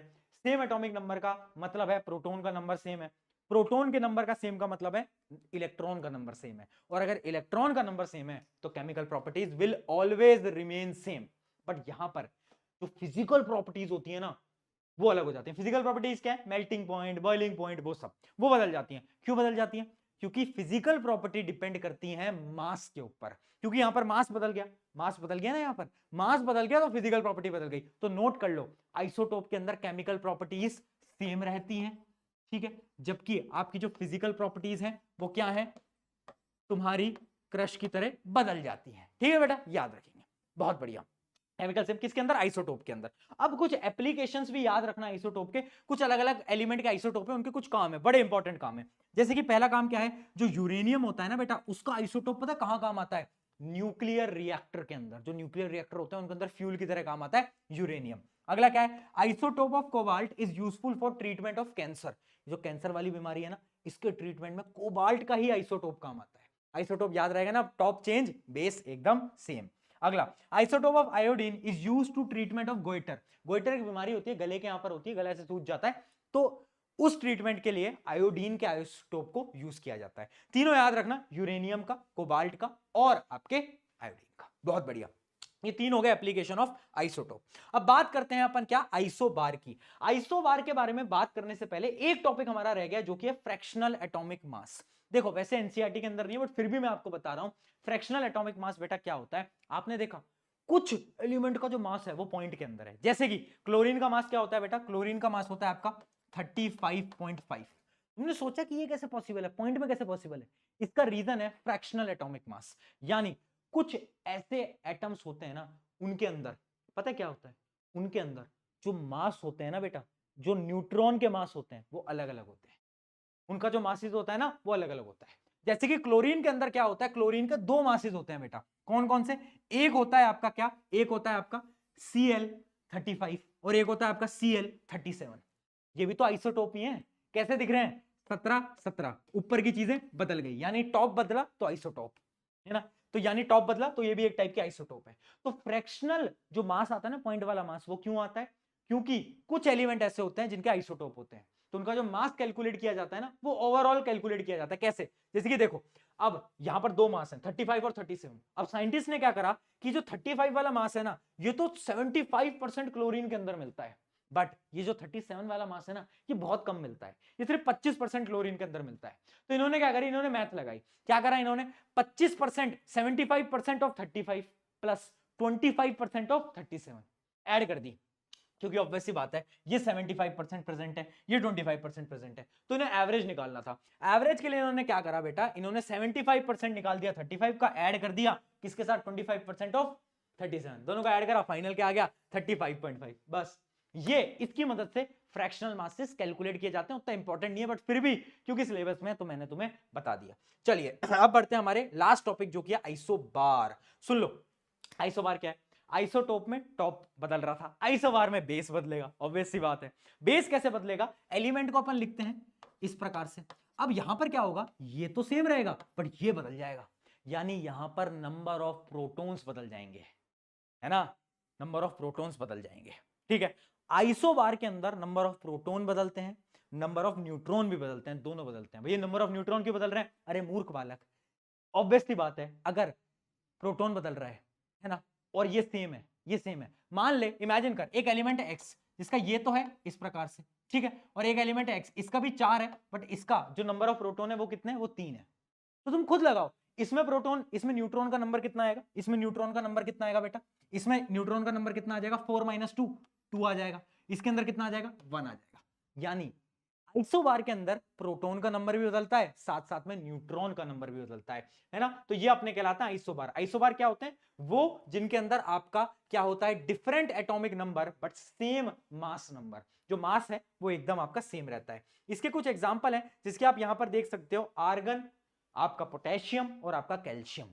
ये कुछ ऐसे एलिमेंट हैं जिन तीनों का ही जो मास है ना वो 40 है। इसका भी 40, इसका भी 40, इसका भी 40। बस इनका जो एटॉमिक नंबर है ना, एक का क्या है? एक का है आपका 18, एक का 19, एक का 20, है ना। तो यहां पर क्या है? आपके different number of proton, different number of neutron. ठीक है, अब प्रॉपर्टीज के बारे में बात करते हैं। अब तुम खुद सोचो, अगर यहां पर नंबर ऑफ प्रोटॉन बदल गए तो नंबर ऑफ इलेक्ट्रॉन भी बदल गए। तो क्या यहां पर मैं लिख सकता हूं डिफरेंट डिफरेंट केमिकल प्रॉपर्टीज? क्या लिखूं? डिफरेंट केमिकल प्रॉपर्टीज लिख दूं यहां पर? बहुत बढ़िया। याद रखना, आइसोबार की केमिकल प्रॉपर्टीज अलग अलग होती हैं बट क्योंकि इनका मास सेम है तो इनकी जो फिजिकल प्रॉपर्टीज हैं वो एकदम चकाचक एकदम सेम रहने वाली है। तो आइसोटोप में क्या था? Same chemical properties, different physical properties. यहां पर उल्टा है, बस अक्षय कुमार का मीम चल उल्टा, एकदम उल्टा है। यहां पर कुछ नहीं है, यहां पर केमिकल प्रॉपर्टीज डिफरेंट है और फिजिकल प्रॉपर्टीज एकदम सेम रहने वाली हैं। अब एक डिफरेंस की स्लाइड देख लेते हैं। ये जो सवाल है बेटा, ये बार बार हर बार, है ना, ये सवाल बड़ा इंपॉर्टेंट है। ठीक है, ये सवाल बड़ा इंपॉर्टेंट है और याद रखना, ये बार बार मैं बोल रहा हूं, आइसोटोप के अंदर क्या है? आइसोटोप के अंदर कांस्टेंट है। क्या कांस्टेंट है? आपका एटॉमिक नंबर। जैसे आपका और मेरा प्यार कांस्टेंट है ना यार, मैं तुमसे प्यार करता हूं, कांस्टेंट है, ना कम होता है ना ज्यादा होता है। उसी प्रकार से इसके अंदर एटॉमिक नंबर कांस्टेंट है, जबकि आइसोबार के अंदर क्या होता है? मास कांस्टेंट रहता है और एटॉमिक नंबर बदल जाता है। अगली property, atomic masses are equal, atomic masses are different. अगला, often physical properties are similar. किसके अंदर? आइसोबार के अंदर फिजिकल प्रॉपर्टीज सिमिलर, आइसोटोप के अंदर physical properties different. Chemical properties isobar में डिफरेंट, आइसोटोप में सेम। बस ये 3-4 डिफरेंस है, इनको याद कर लो, काम खत्म। अरे लो भाई, यहां पर कुछ इंपॉर्टेंट क्वेश्चंस आपको करा देता हूं, फिर आपके चैप्टर को करते हैं समाप्त। ठीक है, कुछ इंपॉर्टेंट टॉप 5 क्वेश्चन के लिए रुक जाओ, अभी टॉप 5 क्वेश्चन आने वाले हैं, वो बहुत इंपॉर्टेंट होते हैं। देखो, विल 35, 37, ये क्लोरीन के दो आइसोटोप हैं, आप देख सकते हो, have different valencies, justify your reason. क्या लगता है तुम्हें, क्या ये दोनों जो तुम देख पा रहे हो इनकी वैलेंसीज अलग होंगी? बोल, सोच, दिमाग लगा। भैया यार क्या लगता है भैया, होंगी नहीं होंगी? तेरे को मैं यार तो एक बात बता, जब दोनों का प्रोटॉन सेम तो इलेक्ट्रॉन सेम, तो वैलेंसी कैसे फर्क हो सकती है? वैलेंसी किस पे डिपेंड करती है? इलेक्ट्रॉन पे। तो valencies will remain same, different नहीं होंगी, सेम होंगी, क्योंकि प्रोटॉन सेम, इलेक्ट्रॉन सेम। बहुत बढ़िया। अब आगे बढ़ते हैं, अगला question. Atomic number of calcium and argon are 20 and 18, but the mass number of both these element is 40. What is the name given to such pair of element? वाह भाई वाह, दोनों का मास नंबर सेम है, क्या बोलते हैं इनको? हम आइसोबार बोलते हैं। क्या सिंपल सवाल पूछा है। अगला, टॉप 5 क्वेश्चन आ गए हैं। चलो भाई, yes, we did it guys, we did it. अपन दोनों ने साथ में एक और जंग जीत ली है ना। मैंने तुम्हें इतने चैप्टर पढ़ाए ना, इतने चैप्टर पढ़ाए हैं, 10वीं में भी मुझसे ही पढ़ोगे तुम, भरोसा रखो। ठीक है, बट ये अपनी जर्नी है, अपने चैप्टर ऑलमोस्ट खत्म होने को आ गए हैं। मेरे हिसाब से एक चैप्टर और बचा है, तुम्हारा बस साउंड। यार अपनी जर्नी रही है बहुत प्यारी। चलो क्वेश्चन देखते हैं। Atomic number of an element is equal to what? Atomic number किसके बराबर होता है? बोलो। क्या भैया वो नंबर ऑफ प्रोटॉन के बराबर होता है? बिल्कुल होता है, बट यहां पर ट्रिक करने के लिए एक स्टेटमेंट और दी गई है, नंबर ऑफ इलेक्ट्रॉन। भैया प्रोटॉन इलेक्ट्रॉन के बराबर होते हैं, तो इसका आंसर तो भैया बोथ ए भी होना चाहिए ना, बट मैं बोलता हूं इसका आंसर बेटा ए होना चाहिए, सिर्फ प्रोटॉन। क्यों? क्योंकि यहां पर डिफाइन नहीं किया गया है कि जो चार्ज है ना वो 0 है या फिर चार्ज है। अगर एलिमेंट के पास चार्ज हुआ ना तो कभी भी हम इलेक्ट्रॉन को कंसीडर नहीं कर पाएंगे, और यहां पर गिवन नहीं है। अगर यहां पर गिवन होता ना कि जीरो चार्ज एटम किस पे डिपेंड करेगा, तो प्रोटॉन और इलेक्ट्रॉन दोनों पे डिपेंड करेगा, बट यहां पर क्योंकि नहीं लिखा है तो इसका आंसर सिर्फ प्रोटॉन लिखना है, कंफ्यूज मत होना। आगे बढ़ते हैं, अगला देखते हैं। Isotope and element have, isotope जो है आपके एलिमेंट के, उनके पास क्या चीज होती है, सोचो, क्या उनके पास सेम फिजिकल प्रॉपर्टी होती है? आइसोटोप, टॉप डिफरेंट है यानी मास नंबर डिफरेंट है, बट बेस सेम है, बेस सेम है यानी वैलेंसी सेम है, यानी केमिकल प्रॉपर्टी सेम होंगी, फिजिकल प्रॉपर्टी तो अलग होंगी, तो ये तो गलत है। डिफरेंट केमिकल प्रॉपर्टी, ये भी गलत है। डिफरेंट नंबर ऑफ न्यूट्रॉन, क्या उनके न्यूट्रॉन का जो नंबर है वो अलग अलग होता है? बताओ भाई, क्या अलग अलग होता है न्यूट्रॉन का? बिल्कुल होता है, तो ये एकदम सही है। डिफरेंट नंबर ऑफ न्यूट्रॉन होता है आइसोटोप आइसोबार दोनों के अंदर। अगला, अगला question number 3, which of the following correctly represents electronic distribution in mg atom? mg atom के अंदर कौन सा आपका इसमें से इलेक्ट्रॉनिक डिस्ट्रीब्यूशन करेगा? mg क्या होता है बेटा? 12 होता है, तो 12 में पहले तो आप 2 डिवाइड कर दो, फिर बच गए 8 डिवाइड कर दो, फिर बच गए 2, बस 282 कहां पर है? बहुत बढ़िया, बहुत बढ़िया, है ना, क्या बात है। वो कहानी याद रखना यार, वो साइंटिस्ट वाली, इतनी मेहनत से मैं तुम्हारे लिए साइंटिस्ट की कहानी बना के आया, डेल्टन वाली, है ना, याद रखना। डेल्टन कहाँ रहता था? पीजी में। पीजी में क्या पीता था? चाय पीता था, टी पीता था, है ना, टी पीता था। उसका दोस्त था राकेश गुप्ता, आरजी, आरजी उसका दोस्त था। आरजी के पापा बोर, बोर गलतियां छुपाते थे, उसकी गलतियां छुपाते थे, और उससे एक बात कहा करते थे, नो चीटिंग बेटा, नो चीटिंग। नो चीटिंग यानी, बोलो, न्यूट्रॉन की किसने करी डिस्कवरी? चैटमैन, बहुत बढ़िया। चलिए, है ना, अगला देखते हैं। Rutherford alpha particle scattering experiment showed that, क्या क्या चीजें उसने शो करी? रदरफोर्ड ने बेटा क्या करा था? रदरफोर्ड ने ये बताया था कि जो आपका पार्टिकल है ना, वो बहुत सारे पार्टिकल तो पास कर गए थे, कुछ डिफ्लेक्ट करे थे, और एक पार्टिकल वापस आया था। तो इनमें से कौन कौन सी चीजें बताई थी? पहली, mass and positive charge of atom is concentrated in the nucleus, बिल्कुल सही, उन्होंने बताया था। उन्होंने बताया था कि जो मास है और आप न्यूक्लियस के अंदर कंसंट्रेटेड है। क्या उन्होंने ये बताया था कि जो आपका आपका जो इलेक्ट्रॉन है उसके पास नेगेटिव चार्ज है? क्या उन्होंने बताया था? नहीं, वो तो थॉमसन भैया ने बताया था, ये मत लगा देना। अगला, न्यूट्रॉन एग्जिस्ट इन न्यूक्लियस, क्या उन्होंने बताया? अरे नहीं, न्यूक्लियस की तो डिस्कवरी ही बहुत बाद में हुई थी, याद आ रहा है ना, कब हुई थी? बहुत लेट हुई थी, तो ये भी नहीं है। तो लास्ट क्या है? Most of the space in the atom is empty, बिल्कुल बताया था। तो आंसर आ गया 2 और 4, यानी बी ऑप्शन। बी ऑप्शन जिसने दिया है, ताली बजा लें खुद के लिए, क्योंकि तुमने बहुत टफ सवाल किया, ये इंपॉर्टेंट सवाल था, ये पेपर में आता है बेटा, यहाँ पे स्टार मार्क कर लेना। अगला और आखिरी सवाल आपकी स्क्रीन पर 1 करोड़ रुपए के लिए बेटा, ये रहा। An element X has a mass number of 4 and atomic number 2. What is the valency of this element? ध्यान रखना, यहाँ पर वैलेंसी पूछ रहा है। वैलेंसी कैसे बताते हैं बेटा? वैलेंसी हम बताते हैं किसकी मदद से? एटॉमिक नंबर की मदद से। मास नंबर से कुछ लेना देना नहीं है। एटॉमिक नंबर हमें गिवन है 2, है ना। अब ये क्वेश्चन मैं इसलिए लेकर आया हूं, बच्चे क्या करते हैं ना, बच्चे ट्रिक को फॉलो करते हैं कि भैया अच्छा 2 है तो भैया वैलेंसी तो भैया 2 ही हो जाएगी, आउटर मोस्ट शेल पे 2 इलेक्ट्रॉन है, वैलेंसी भी 2 हो जाएगी। मैंने बताया था, एक्सेप्शन बताया था, है ना। हीलियम, हीलियम के आउटर मोस्ट शेल पे 2 इलेक्ट्रॉन है, और उसकी शेल कौन सी है? के शेल, के शेल है, और के शेल में क्या है? उसको 2 इलेक्ट्रॉन चाहिए, वो तो खुश है, वो तो स्टेबल है, तो उसकी वैलेंसी क्या होगी?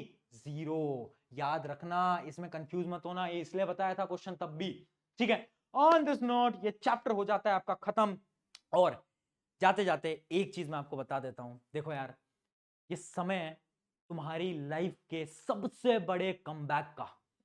एक बार मेरे साथ बस एक बार इमेजिन करके देखना, आंखें बंद करो अपनी और इमेजिन करो वो दिन जब तुम्हारा रिजल्ट तुम्हारे हाथ में आता है, तुम उस रिजल्ट को अपने पेरेंट्स को बताते हो, उन रिश्तेदारों को बताते हो जो कि तुमसे बोल रहे थे कि तेरा कुछ नहीं हो पाएगा, वो रिश्तेदार चुप खड़े हैं, है ना, वो चुप खड़े हैं, वो कुछ नहीं बोल पा रहे क्योंकि तुमने तो प्रूव करके दिखा दिया है। वो इमेजिन करके देखो वो दिन जब आएगा ना, बहुत बेहतरीन होने वाला है। इसी के साथ आज की प्यारी लाइन क्या है? Stay positive at the centre and let the negative orbit around us.